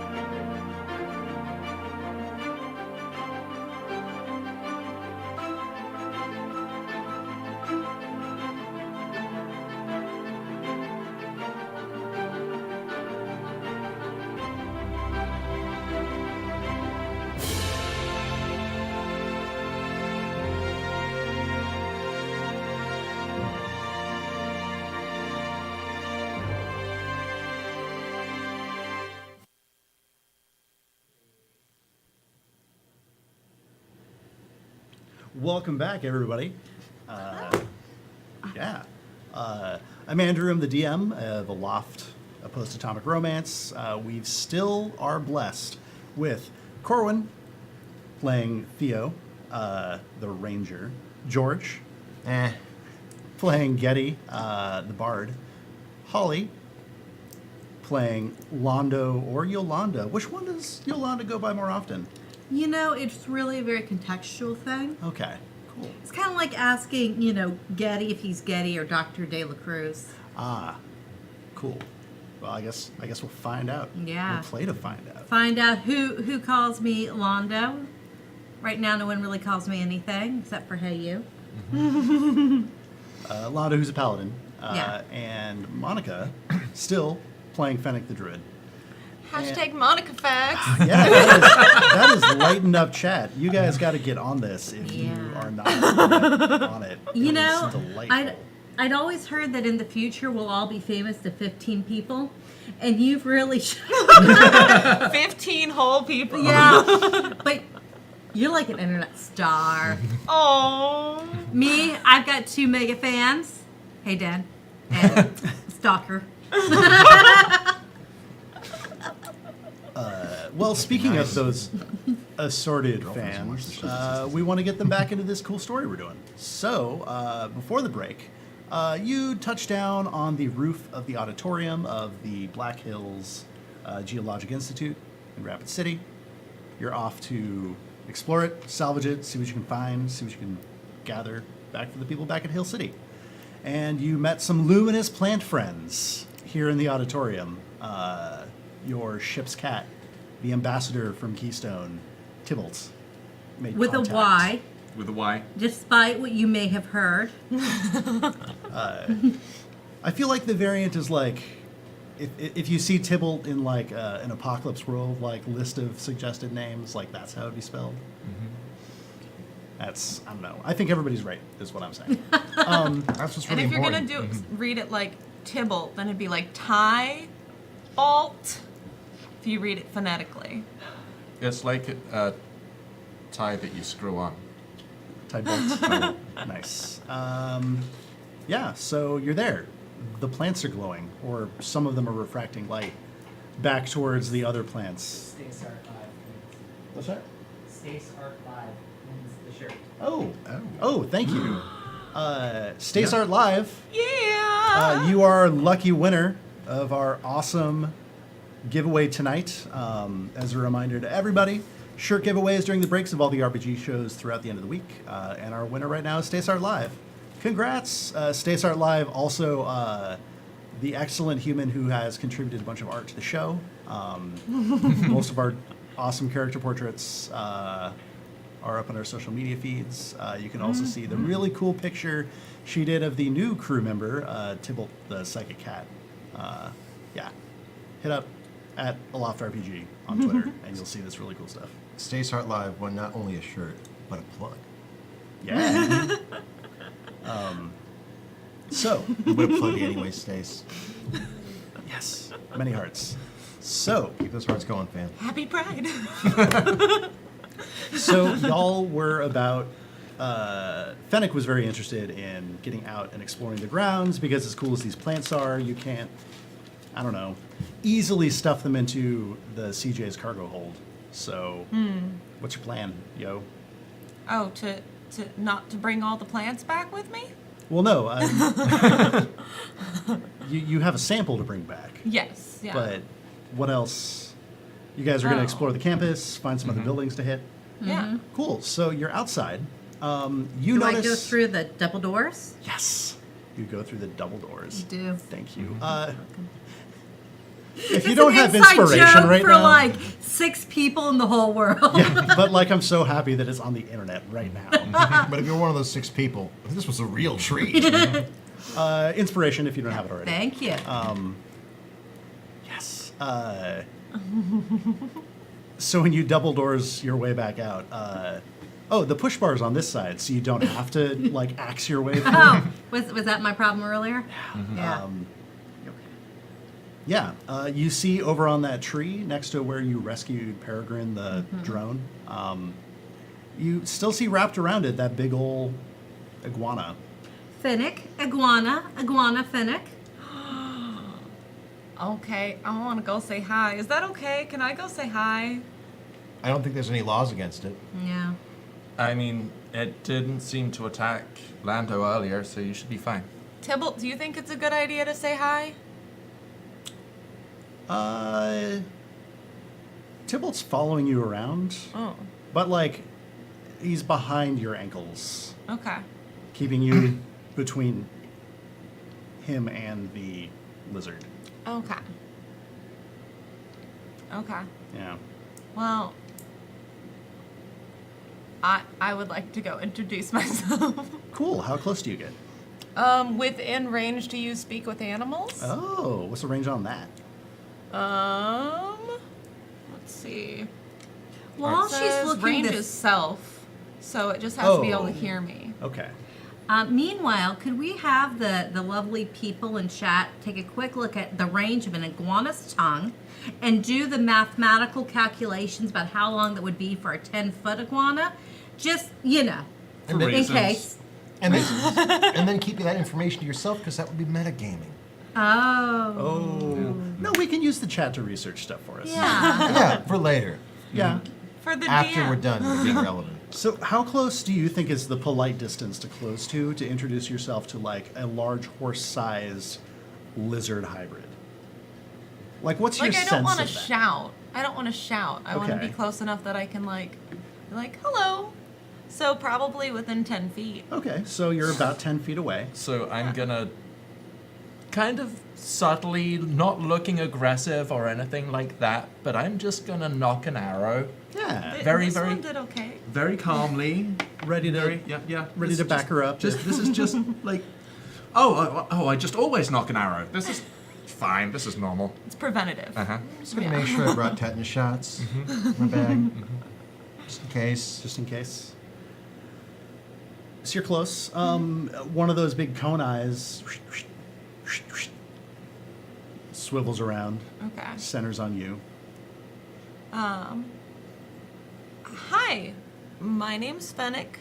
We're visiting your forest, and we'd love to learn more about you.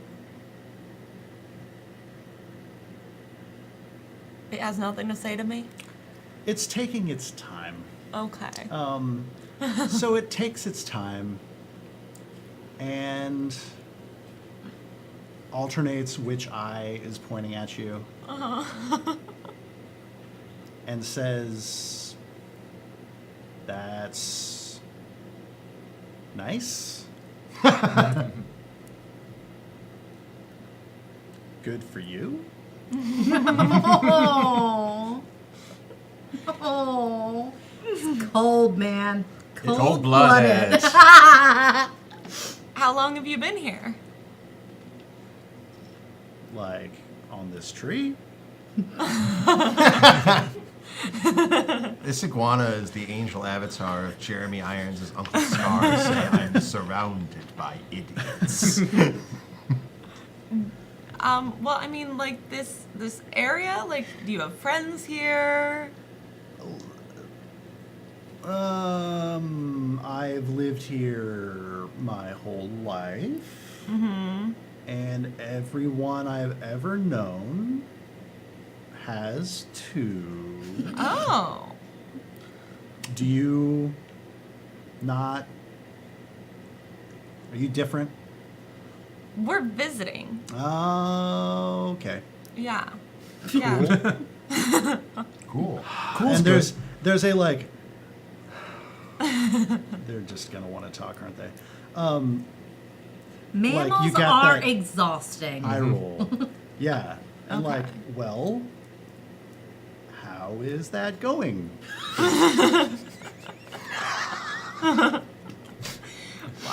Well, we're trying to find useful things that y'all don't need here that we could take back.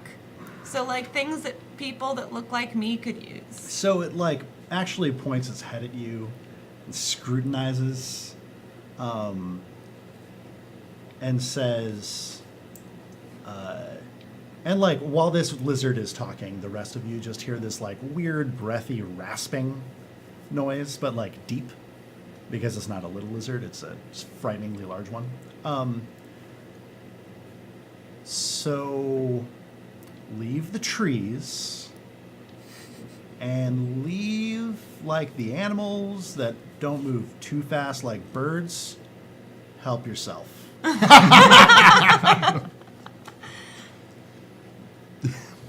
All the birds you want. A poultry buffet. Like, I get lucky sometimes, but, you know, it's not an everyday thing. But, like, there's rabbits. They're fast, but that curls a claw up, not too smart. So, Are you translating all this like a translator would, like explaining your lines? Not right away. Not right away. I'm believe it or not, I'm animal friendly and not as people friendly. When you talk, are you talking English or are you talking iguana? Yeah, this is like a parcel tongue thing where you're like, I'm definitely speaking iguana. Do you use an arm to be like the tail whipping motion? My eyes are like moving in weird directions Oh, right yeah, now. yeah. Like my body is like doing weird things. Like it's part body language and part like noises. Mm-hmm. Can I ask like a deep question? Like, given that you can talk to any animal, whether or not it's usually sentient, like, dude, how do you eat?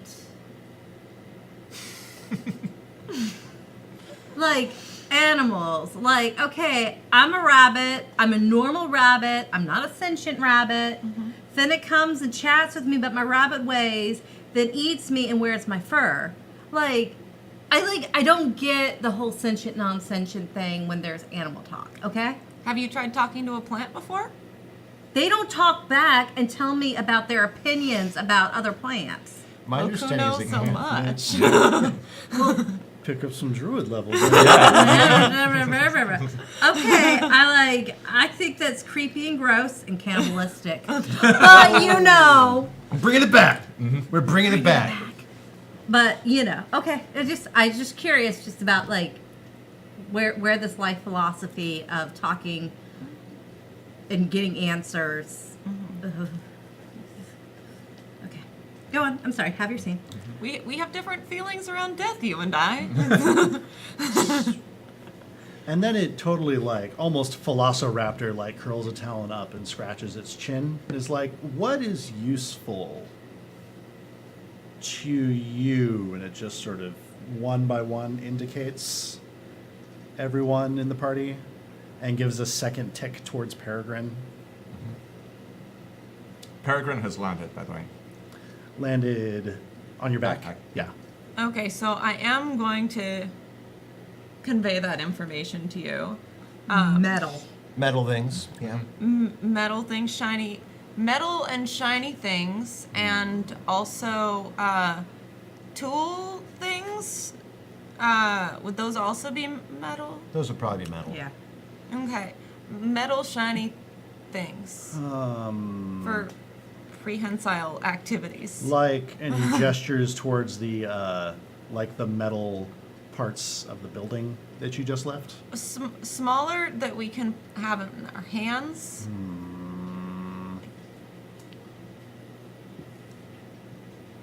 Also guns. Try saying guns. I don't know if that'll work. Yeah. Do iguanas have a word for guns? Find out. Yeah.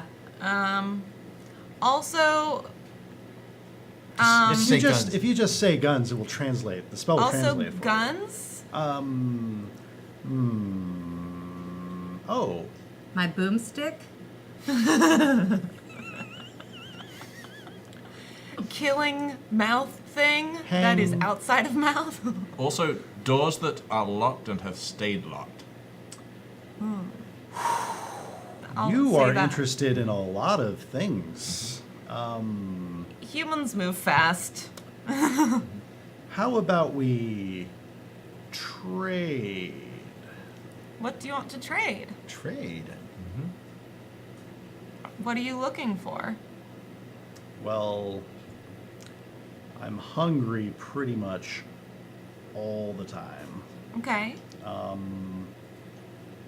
Also, I get cold at night.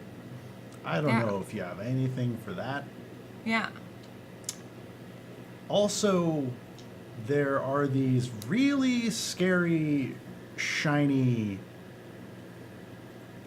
people-looking things that come out of that building. Okay. Also at night, when I'm slow and I'm trying to sleep, and they like to kick up a ruckus. Word ruckus translates perfectly. You're like, that is a very iguana concept. Yes, Yes. ruckus. Yes. So, Get off my lawn, kids. and he's like, you can watch the wheels turning. He's like, okay, wait, I think I know how this goes. If you help me, I'll show you where the ruckus kickers are. And you deal with them. And I think they have a bunch of those things that you were worried about wanting to get. It's like the same thing. Yes. Did you relay those Okay. demands? So Was My- that iguana pointing? so apparently there's so. some shiny people Are they happy? that are nearby that the iguana would like to stop kicking up a ruckus. And also the iguana would like to not get cold and also to have being hungry taken care of. Food? A heat lamp. I believe I could make one, probably with parts around here. And I'm guessing robots. Shiny people looking things. Robots. Okay. So we can find out where they are, and then there might be things we can use over there, or We what do could you ta- think? Yeah, we could take care of lunch probably very quickly. Lunch. Yeah. Do you want rabbit? Or pigeon? He can't catch birds really, so it might be a fun treat. How do you feel about rabbit versus pigeon? You translate that? So do you want a bird or a rodent? If you're offering a bird, like I said, I don't get them very often. It would be a treat. Think we can do bird? Think we can do bird. Do I see any birds? Oh, you totally see some birds. Those partridge. motherfuckers have been sitting in the branch looking at the iguana being like, you want to eat this? One of them just started shuffling in the Flashbacks. branches, doing the MC Hammers. You can't touch this. Damn. So you are firing an arrow. I do want to see that D20 tumble. Do it. That is a 17. Yeah, it's way more than you needed. That bird Yeah. is down. It's a big old, like, that's interesting. You're pretty sure pigeons aren't supposed to, like, have this bright, almost tropical plumage. But it, like, seems to be in keeping with this, like, weird little micro rainforest environment you found. Okay. It hits the ground real close to the iguana. The iguana instantly is, like, peeling itself off the tree. Grab that arrow. Yeah, I'm gonna grab that arrow. You grab that arrow. Like, you go in to, like, pull it out of the bird. Yeah. And, like, you're watched very closely. Hi. Is one good or more? I mean, as many as he can eat. He said he's always hungry. Well, I mean, it's He's a going to big take us a fella. while to journey to the place. So he can get more on the way. Yes. And he starts sort of placidly, like, at a good book for a 10-foot long iguana. But bop, bop, bop, You ever seen an iguana in a hurry? bop. Those things can book. This one's not in a hurry. There. So I'm just gonna keep my eyes on the canopy and drop. I guess these are lovebirds or parrots or birds of paradise or Maybe you'd have read Anything. about them in a book, Yeah. if anything. anything that looks more on the delicious scale. But delicious. What is delicious? delicious is in your heart. Delicious is the friends we made along the way. It's actually specific. This time it was you. Actually, delicious really is in your heart if you're a cannibal. It's really, never mind. I was going to say, So, it sounds if awfully tough. If it's gonna take us more than 10 minutes to get there, this conversation will end. It is going to take you more than 10 minutes to get there. Okay, so I can use Beast Bond Oh? to make this animal my friend. Oh. And it's on concentration, or up to Okay. 10 minutes. Does that let you keep communicating verbally? You make a or- telepathic link with one beast that is friendly or charmed by you. This spell fails if the beast's intelligence is 4 or higher. Until the spell ends, the link is active while you and the beast can see each other. Through telepathy, the beast can understand you and can communicate simple emotions and concepts. While the link is active, the beast has advantage on attacks against any visible creature within 5 feet of you. So I guess the critical question is this iguana too smart for Beast Bond? If you cast it, you'll find out. I'll do that. All right. Whether it is too smart or not. If it's too smart, you can't beast bonded. Is that what it is? Yeah. Oh no, it's not too smart. Yeah. No, it's It didn't seem like it was too smart. Not too I wouldn't smart. have tried to use it on the leader. like you. Yeah. So. Yeah. Hey, this is different. Yeah. Yeah. And it's talking in your head faster than it talked out Yeah. loud. Yeah. So how are you going to do this? Do you have guns? Do you have spears? Because I've seen, like, now he's a little bit of a chatterbox. Because I've seen people moving hunting before. Apparently, we don't taste too great because we're not a really popular target for that. Oh. Birds, much better. I agree. Birds are generally better. Rabbits, I would agree, Yeah. much better. Yeah. Us, not that tasty. No. I wouldn't think so. Good. I'm not going to mention a word of how much iguana I ate in my tribulations through Desiree. You are not telepathically linked with this with this beast. Fair. You're okay. Yeah, and so he's guides you all the way across the campus towards a squat, wide, 2-story brick building. And out front is a sign that says Black Hills Geologic Institute. Robot workforce? Could be real. It says Subterranean Automation Department, is what it says. Cool. It's got a bunch of vines creeping all over the thing. It's got windows both on the ground floor and on the second floor. The roof looks like it's under the general canopy level here, so this is why you didn't exactly spot this building when you were on your way in.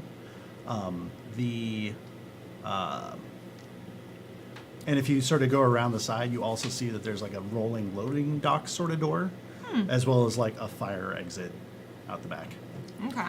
So, I just have a quick question for our robotically inclined party members.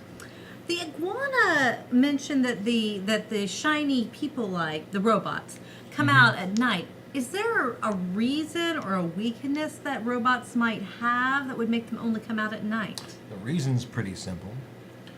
Shortly before the fall, although robots were starting to be seen more and more in the workforce, they really weren't socially accepted yet by that time. People generally didn't want to see or deal with them. And a lot of the first places that robots were used to replace night shifts, maintenance crews, and things of that nature. There was also, of course, a natural benefit to this, as due to their vision, you didn't have to think too much about their human lack of vision at night. Usually you had robots to do sort of maintenance work and just general grunt work, have them do it at 2 in the morning. So do we think the robots are the ones that plan at the auditorium? I couldn't tell you that. if they were gardening squad. Would I be able to tell that? How? Favorite enemy is robot. Oh yeah, good Oh! point. Oh! So God, it's like all your favorites are coming out tonight. yeah, this is just my playground right here. Yeah. Yeah. Well, Spending most of our lives living in a ranger's paradise. Yeah. hell, let me reorient to Uh-huh. right. Is there anything I can't tell about this?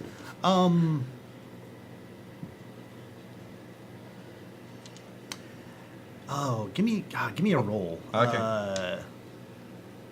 I'm thinking something like perception or investigation, maybe. Okay. Like, yep. Okay, because I have advantage to survival checks and. I Oh, it doesn't think- mention. Inspiration. I'll take Oh, yeah, this would be a survival check then. it. Okay, cool. You're like looking for robot tracks Yep. and that sort of thing. I'm trying to remember if it's also perception, but it just says survival checks, which is cool because I've got an advantage and a +4. Which is cool because one of those was a 1 and the other one is a 13, so that is a 17. Did you roll your inspiration die? No. You can use it if you want, so you can save it for later. I think I'm going to save it for later. All right, 'cause what are we that's- looking at? I'm looking at a 17. Now that you're like, like flashbacks to you stalking feral androids through the woods outside Hill City, repairing, like in your workshop, repairing Peregrine and accidentally coming across like undeleted archival footage of like other kinds of robots. And then one scene of like you in the Ranger Lodge, like listening to someone else regale the rest of you with a tale of a dire robot encounter. We probably had like specialization classes in the lodge where people who'd done their one specific thing were like, okay, so this is how I dealt with this situation, and this is what we're going to do moving forward. Yeah. You tell me you went to a robot seminar? Yeah. And no one invited you. That was probably busy. Robot hunting seminar. It's not my bag. Yeah. I'm a Blade Runner. Yeah, you're like, oh, okay, yep. Those look like robot feet because you're familiar with several different kinds of android feet. Are they feet or are they like Tracks? tracks? Because then I could be tracking the tracks. Oh, that'd be really good. Yeah. These But are it's- feet. Oh. Okay. Yeah. I'll take it. Yeah, Yeah. yeah. Shoot, with what was that total again? 17. 17. Ooh. Just checking the Ooh. chart real quick.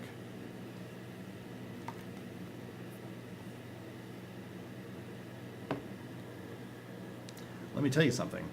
It does not have the chart I was looking for. So, 17 is real good. Yeah. So you get the impression that, like, all right, you're seeing at least, there are probably at least 4 in this group.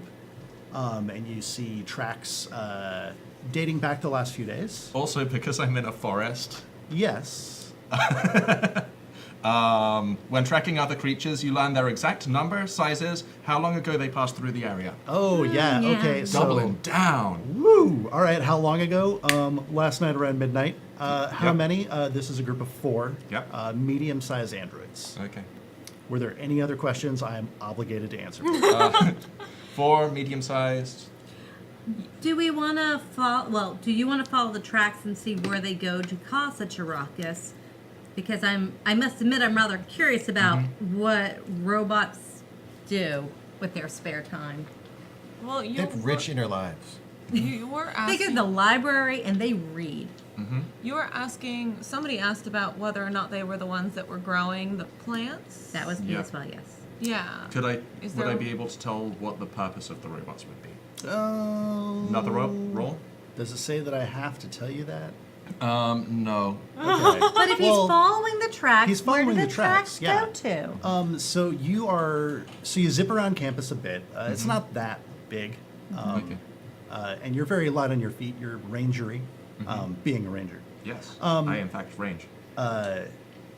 Yeah, so you range about a bit, and like it's your favorite terrain and your favorite enemies. So you're like, oh well, okay, they traveled this route, and they started here, and they ended here, and they went through this place, and it looks like you follow the tracks to where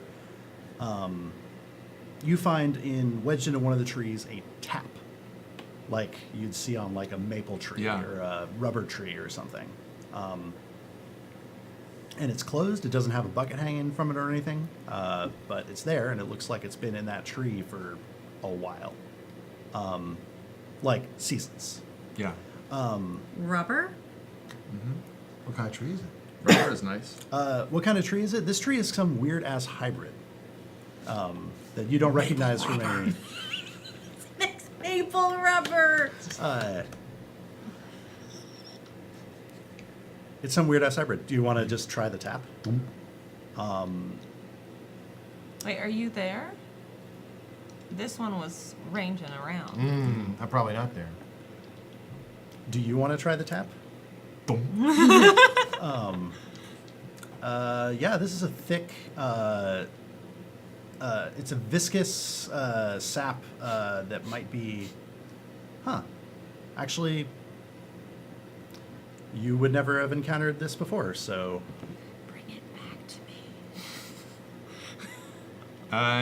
me. I'm sure I've got like a rag or something. Yeah. I was gonna say a vial, but I'm not sure I would be carrying around empty vials. So I'm gonna take a rag. And Yep, just soak it up. Replug the tree. And this is one thing that I did want to ask about as well. Does it look like these robots take the exact same... Since I'm walking all over the place, does it look like these robots just take the same routes on a regular basis? it looks like they visit all the same places, but the route is not always the same. Okay. Okay. It also takes you out of campus. I don't leave campus. Okay. I'm just getting a feel for everything around here, and I've got an understanding of where it is now, of where their recharge port or whatever it is they're doing is now, right? Yeah. Okay, cool. It's a grease tree. It's a. What do robots want? A Oil. oil tree. Generally, with oil trees, you need to wait a couple of millennia, but The tracks lead back to that rolling loading door on the back side of the robot building. Okay. The rolling door, now that you're looking at it, is like, oh, this is not covered in creeping, questing plants. okay, yeah. I'm going to come back to the group and let them know all of this stuff, including giving Fennec the rag and being like, hey, do you know what this is? Do you do plant stuff? I'm gonna save it for later unless it's obvious, or I can do a nature check on You it. can do a nature check on it now if you want to. Okay. If you're curious now. If it's not conclusive, you Natural can- 20? Oh, well, shit. Yeah, this is... Grandma Guy was attempting to hybridize something that could produce natural rubber latex Oh, because she has that Grandma background Guy. in genetic engineering and stuff. yeah. But the stuff she was producing wasn't quite this good. Like, this is the stuff. Okay. This is the stuff. And then you can do Okay. things like repair tires and dope fabric, and there's so much you could do with. Is there a way that I can get a sample of it so that I can bring it back so we can have one You could take a sample from the tree itself, like. that like we could grow? Like I could do some rooting stuff and. That would be another project for when you're not tracking robots. Okay. Yeah. Are you sharing any of this information? So, do you ask? Well, I'm cu- yes, yes. he handed you something, and we're all looking at you expectantly like this. Do you know what this I'll is? just. I think it's a rubber latex hybrid tree. Excuse me? I'm stride right over. Uh-huh. May I? Here.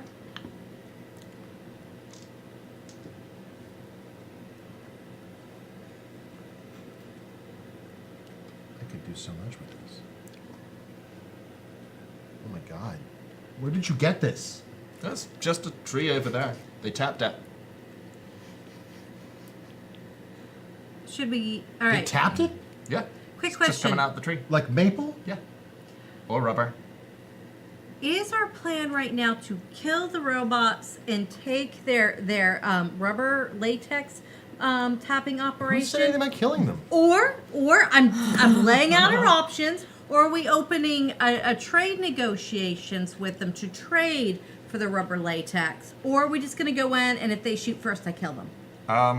I would like to throw in another option. Yes. I'm kind of good with robot languages, and I'm really good with electronics. Okay. So another option is we just reprogram them. All If right. they're- I like if they're it. offline. Okay. So you try to hack, and then I will hack, and it'll be good. So it'll be a hack and slash. Well, hold on. Who's saying about... These are... You know why robots work to the middle of the night before the fall? Prejudice. Let's talk to them. Just gonna throw that out there. They're this smart, and if there's a problem, we deal with it then. But if they're this smart, these are people who want our side. Okay. Well, are they this smart, or are the people who created this before them this smart, and they're just here to maintain it? We'll find out if we talk to them, but I get the feeling that robots working in a geological society aren't killbots, and I get the feeling that wasn't a native plant either. Every robot becomes a kill bot under the right circumstances. Do you talk to Rusty? Yes, and you know what? If he had gotten messed up by the glow, he would be one of the killer robots wandering our trees. And if you got messed up by the glow, you'd be one of those killer mutants wandering around the trees. Yes. Well, we've actually all got messed up by the glow a little bit. Yeah. So, Yeah. Well. I'm not messed up. You turn into a cat. All right. Here's the door. Knock, knock, knock. Any answer? You knocking on the yeah. rolly door in the back? Yeah. Or, so at this point, it's like mid-afternoon or so.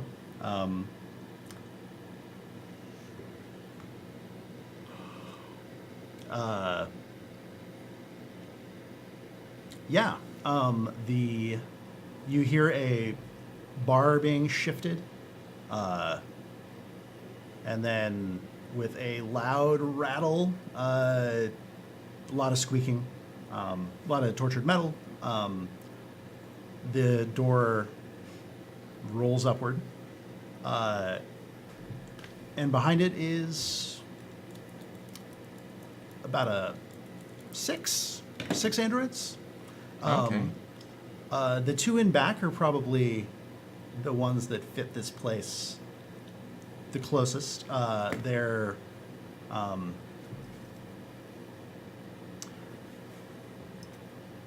about 5 feet tall. They're very sturdily built. They are painted with yellow and black, almost like a bee pattern, but like hazard stripes.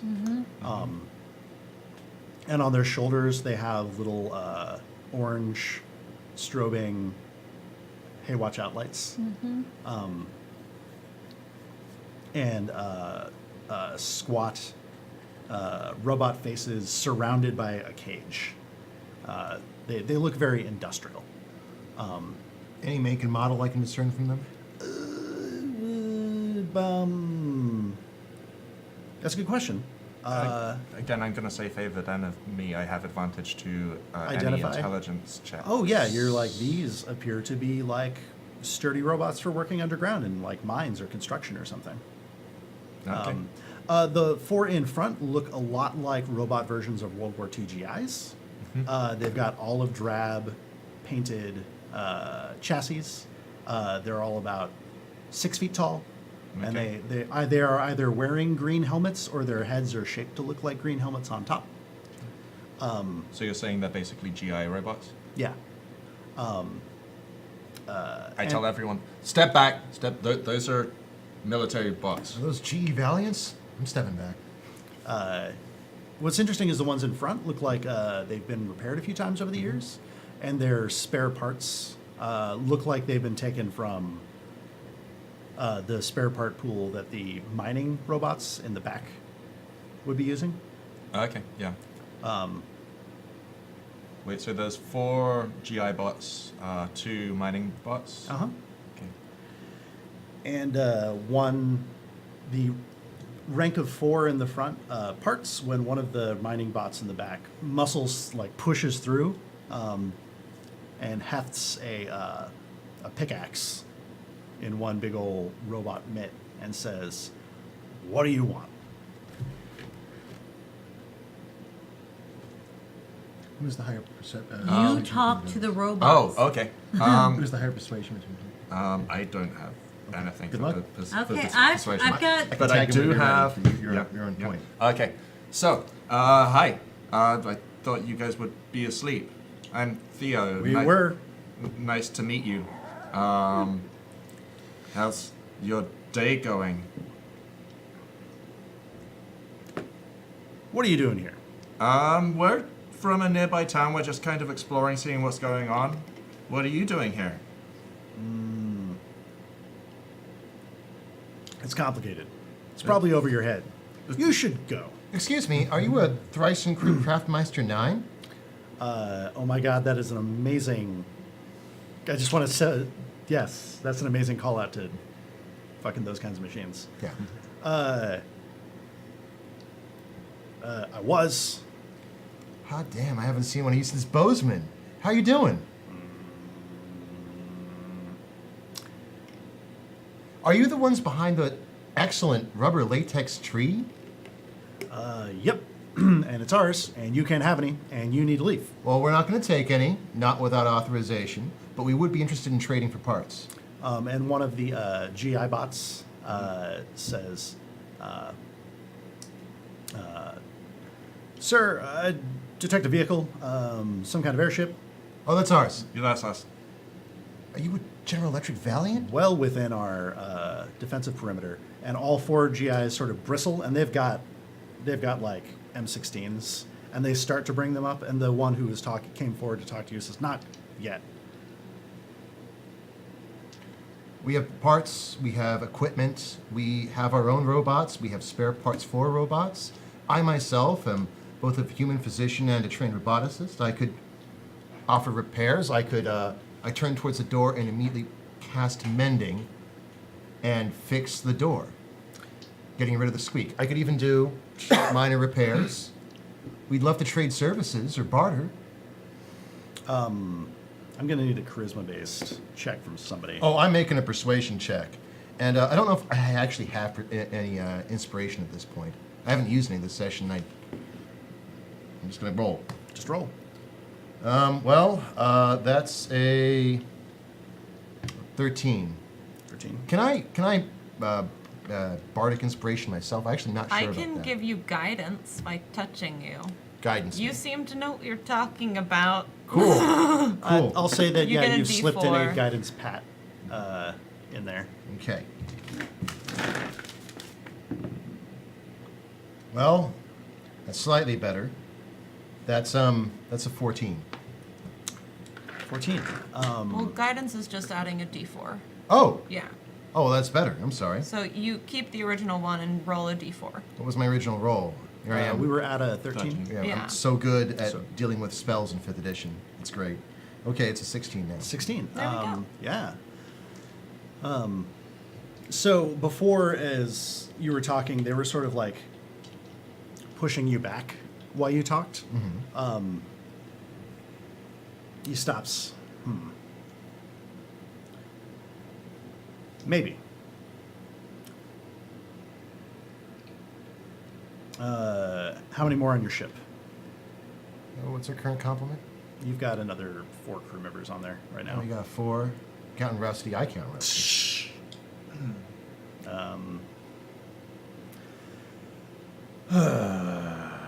Oh, and also the iguanas have complained about your noise at night.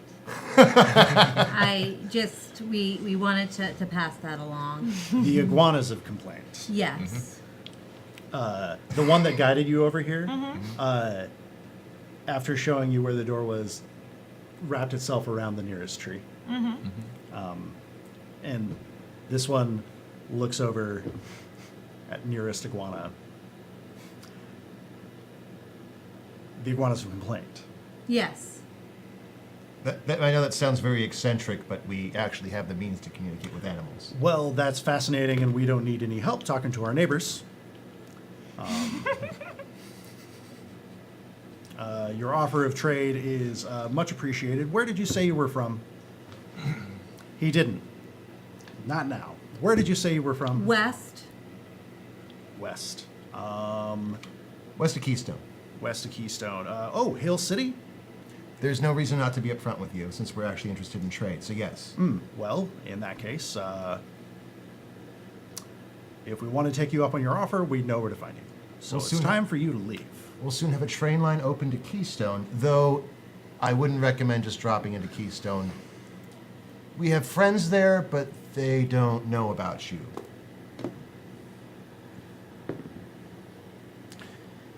And we understand if you'd like to keep it that way.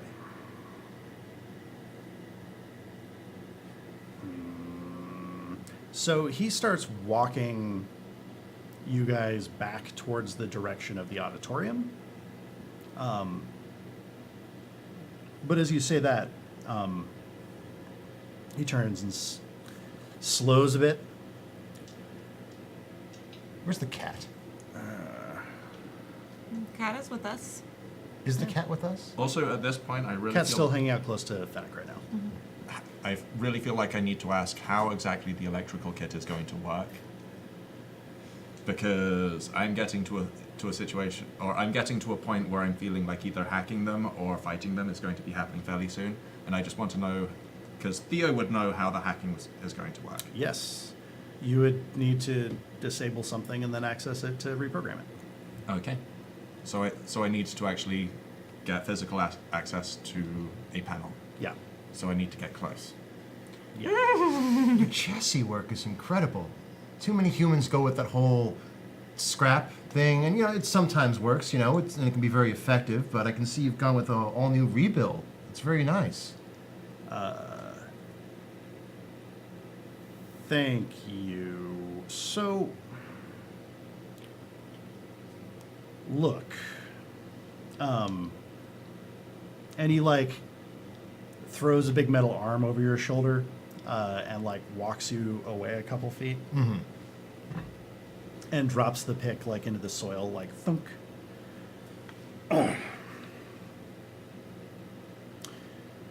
We go through a lot of trouble to stay out of the way here.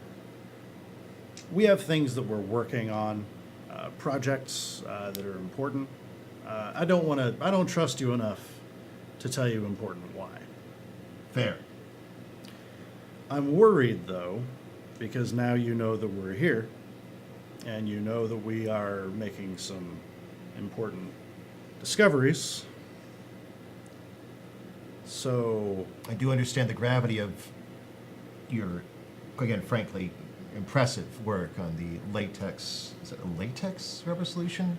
And I understand this is probably something that should be kept between us. So, how do I know that you're not gonna come back with more folks? Genuine Bigger, fancier flying machine. Genuine negotiations require trust. I turn and I look at the airship. That's the only one we have. You are telling the truth, so this roll.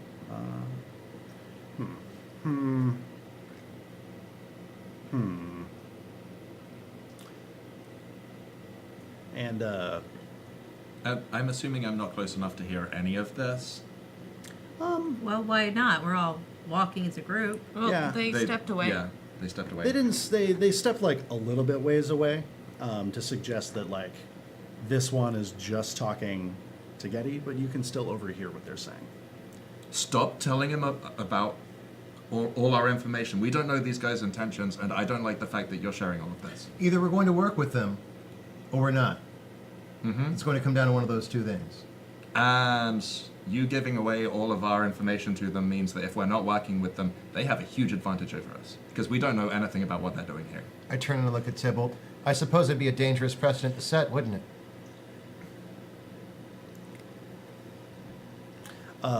You hit a glare that says, "Don't make me a part of this," as he walks away. Excuse me, are you making...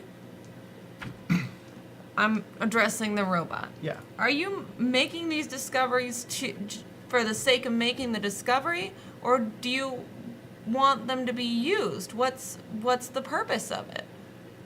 You need parts? We can get you parts. Are you working for someone else that we should talk to? Are you happy with your setup with that someone else? I can roll persuasion. You can roll persuasion. I will roll some persuasion. A 9. What's that put you at? 9. Inspiration. I believe in you. I'll let you do it. No, both of us do it. Oh, both? Inspiration. What? Thanks. Oh, Jesus fucking me. I don't know. I can't roll worth shit. I got a 12 A now. total of 12 now. Now. Don't forget your modifier for persuasion. Yeah, no, Oh, I no, with the can modifier. add. Don't worry. I rolled a 5. I got a +4, which sounds pretty good, doesn't it? This is the worst time to blow rolls. This one now. Okay. You know what? I'm gonna roll me. I'm gonna blah blah blah, and I'm gonna roll me Oh, again and see and if you it get to goes keep up. those. So I get to keep these. Let's see if I can get higher. Oh, good God. Okay, so There now you go. it's 18 plus 3, which is 21. God help me. He's persuaded. Yeah, 21's a pretty sturdy roll. 21 is a very sturdy roll. And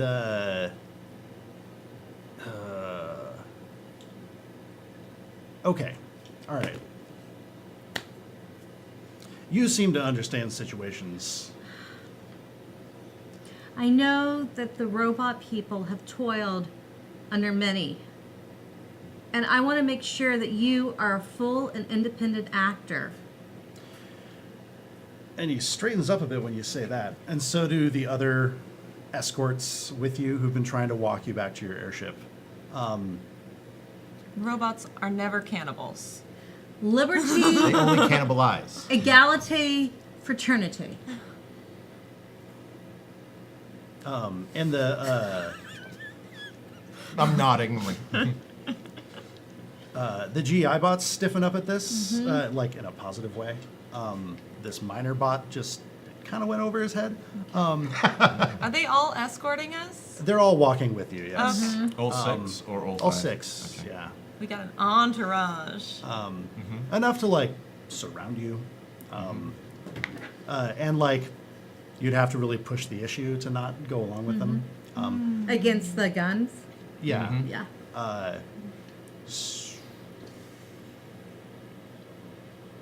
Okay, so you said that, and he says, you know,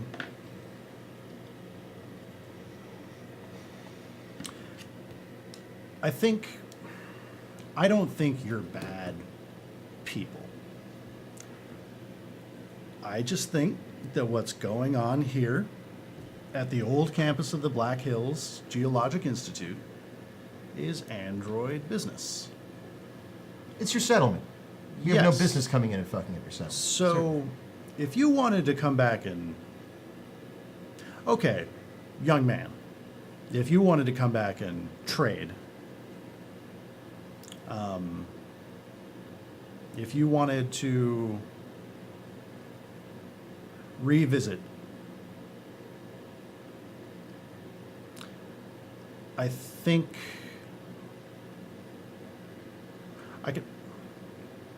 I'll have to talk to someone. Hold on. And like the photoreceptor glow just switches down. And you hear like a whining noise. And you're picking up through your connection to Peregrine, like a little radio like activity that's encrypted, so you can't listen to Okay. it, but you're like, oh, he's talking to someone. Yeah. Have the other bots also? No, they're They're hanging out. They're still cognizant. They're still focused on In us. fact, while the one you've been talking to is like has his eyes closed, so to speak, the rest of them are keeping an extra careful watch on you. Yeah. And after a few seconds, change of plans. You want to talk to the boss now? You can. Awesome. Thank you so much. We're going to have to hold on to your weapons. Of course. I'm unarmed, but I have a surgery bag. I don't know if you want to hold on to that. Of course. We understand. And you spot two of the GI bots like do the universal like you owe me $5 thing. You don't see what they pass off to each other. But Here. Who would like to hold Sheila? the GI bot's like, all like, whoa, whoa. And the one minor bot who hasn't been talking to you steps up and takes it in the hand that's not holding a wicked-looking pick.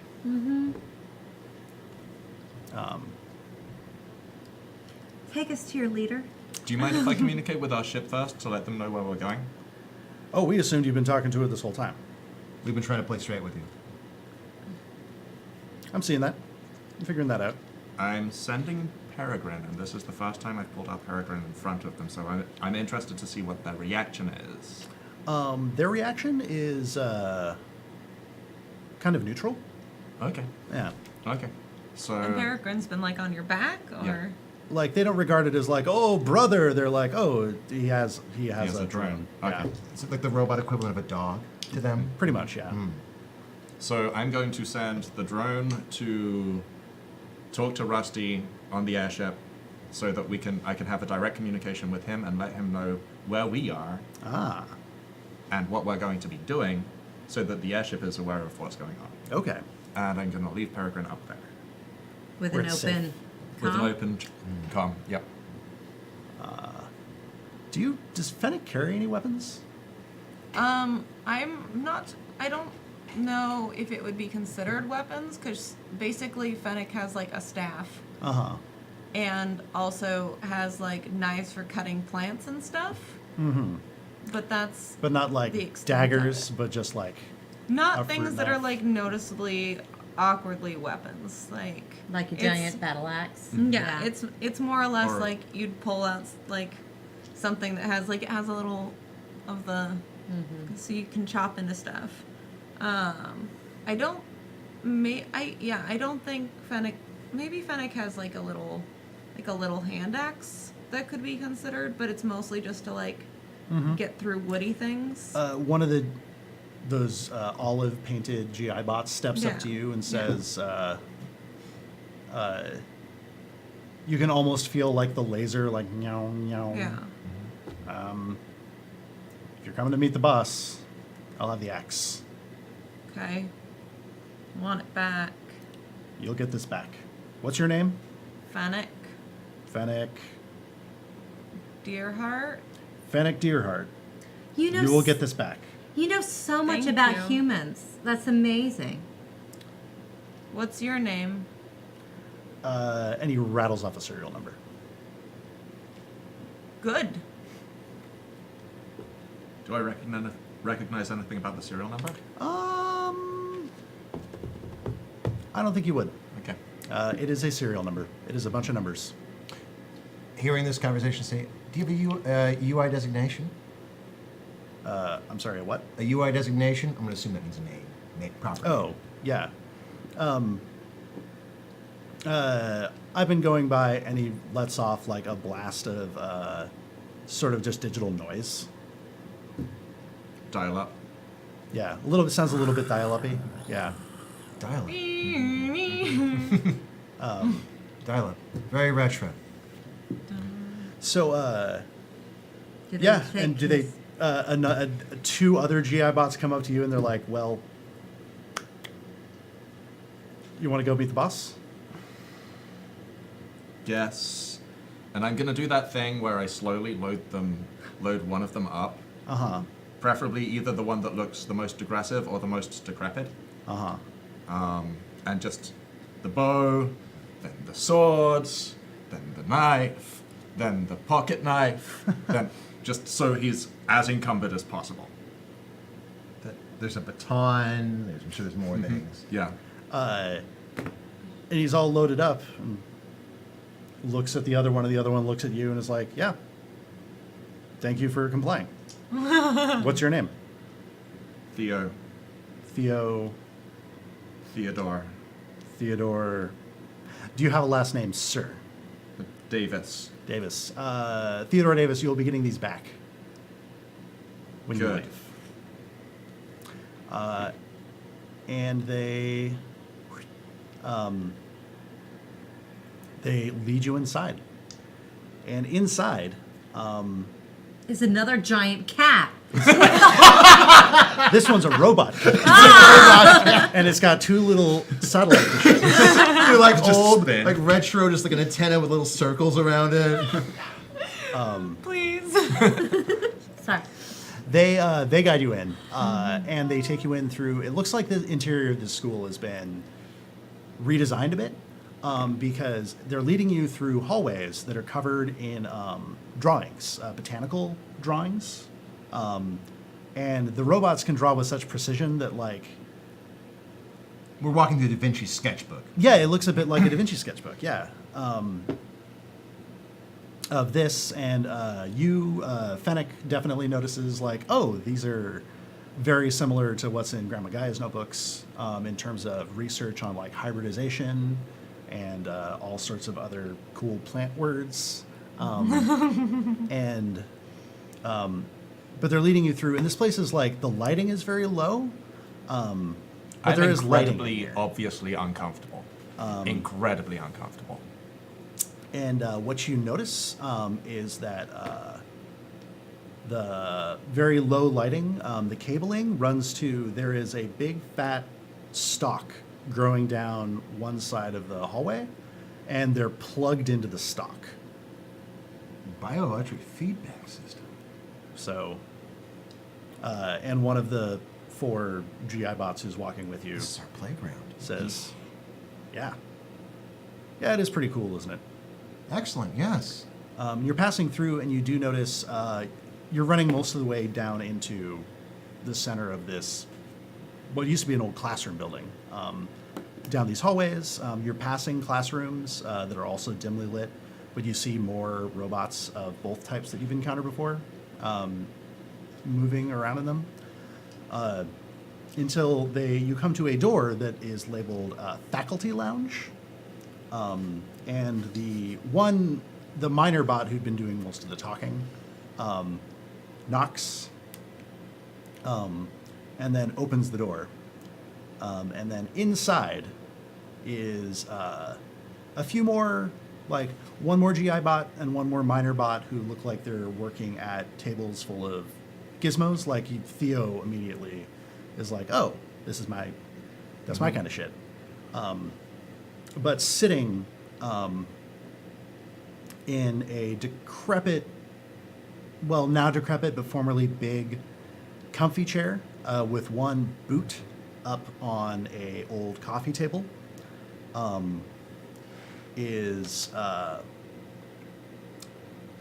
looks like a knight out of a storybook, but a robot. Chainmail shirt, a tabard with a design that you haven't seen before, and a cape, and honest to goodness, like, medieval longsword leaning against the chair, peaked helmet sitting on his long metallic face. There was never a robot model like this, was it? Not This is a that custom you were job. aware of at all. And a slightly sort of feminine keyed voice out from under that visor says, "Welcome to my court." And that's where we'll leave off. Oh, You met some kind of robot knight. is it 9:50 already? Wait, It you is said a 9:50 feminine already. voice? Feminine voice robot. Feminine coded voice. Yeah. You really were hooking me in, and now we're ending. I'm sad. Yeah, well, that's Hopefully because... he's hooked y'all at home. Yeah, because you're all going to come back next week for more. Speaking of things that are happening between now and next week, we've got a few awesome shows coming up on the channel, such as Wednesday night, or Wednesday afternoon, Behind the Screens returns. Wednesday at 2, Lauren will throw cupcakes and ostensibly teach Anna to be a better GM. And then after that, Leviathan Distant Stars returns at 7. As well as Friday. Friday night is the next episode of Season 2 of Eat, Pray, Kill. Steph is back. If you missed episode 4, there's time to catch up on the VOD before the new show on Friday. Any RPG shows that are happening for the rest of this week, we are doing the t-shirt giveaway at break. Same way it happened tonight. Just be here right before break. You'll get the keyword. You drop it into chat. There will be a drawing. Behind Corwin and George here is the awesome sample. Check out that logo. That Pride logo is so good. Also available in the GeekSpaceTV Spreadshirt store. And I think that about does it. Just gonna check on these donations. No new ones. No new ones. So thank you so much to everybody for watching tonight. Thanks for coming and spending your Monday nights with us. Thank you for bearing with us as we got back into the swing of things after a weekend. And thanks again, everybody who donated in the first half of the show. We'll be back next Monday, 7 p.m. PST, for the next episode of Aloft, a post-atomic romance. Thank you. Bye. Bye.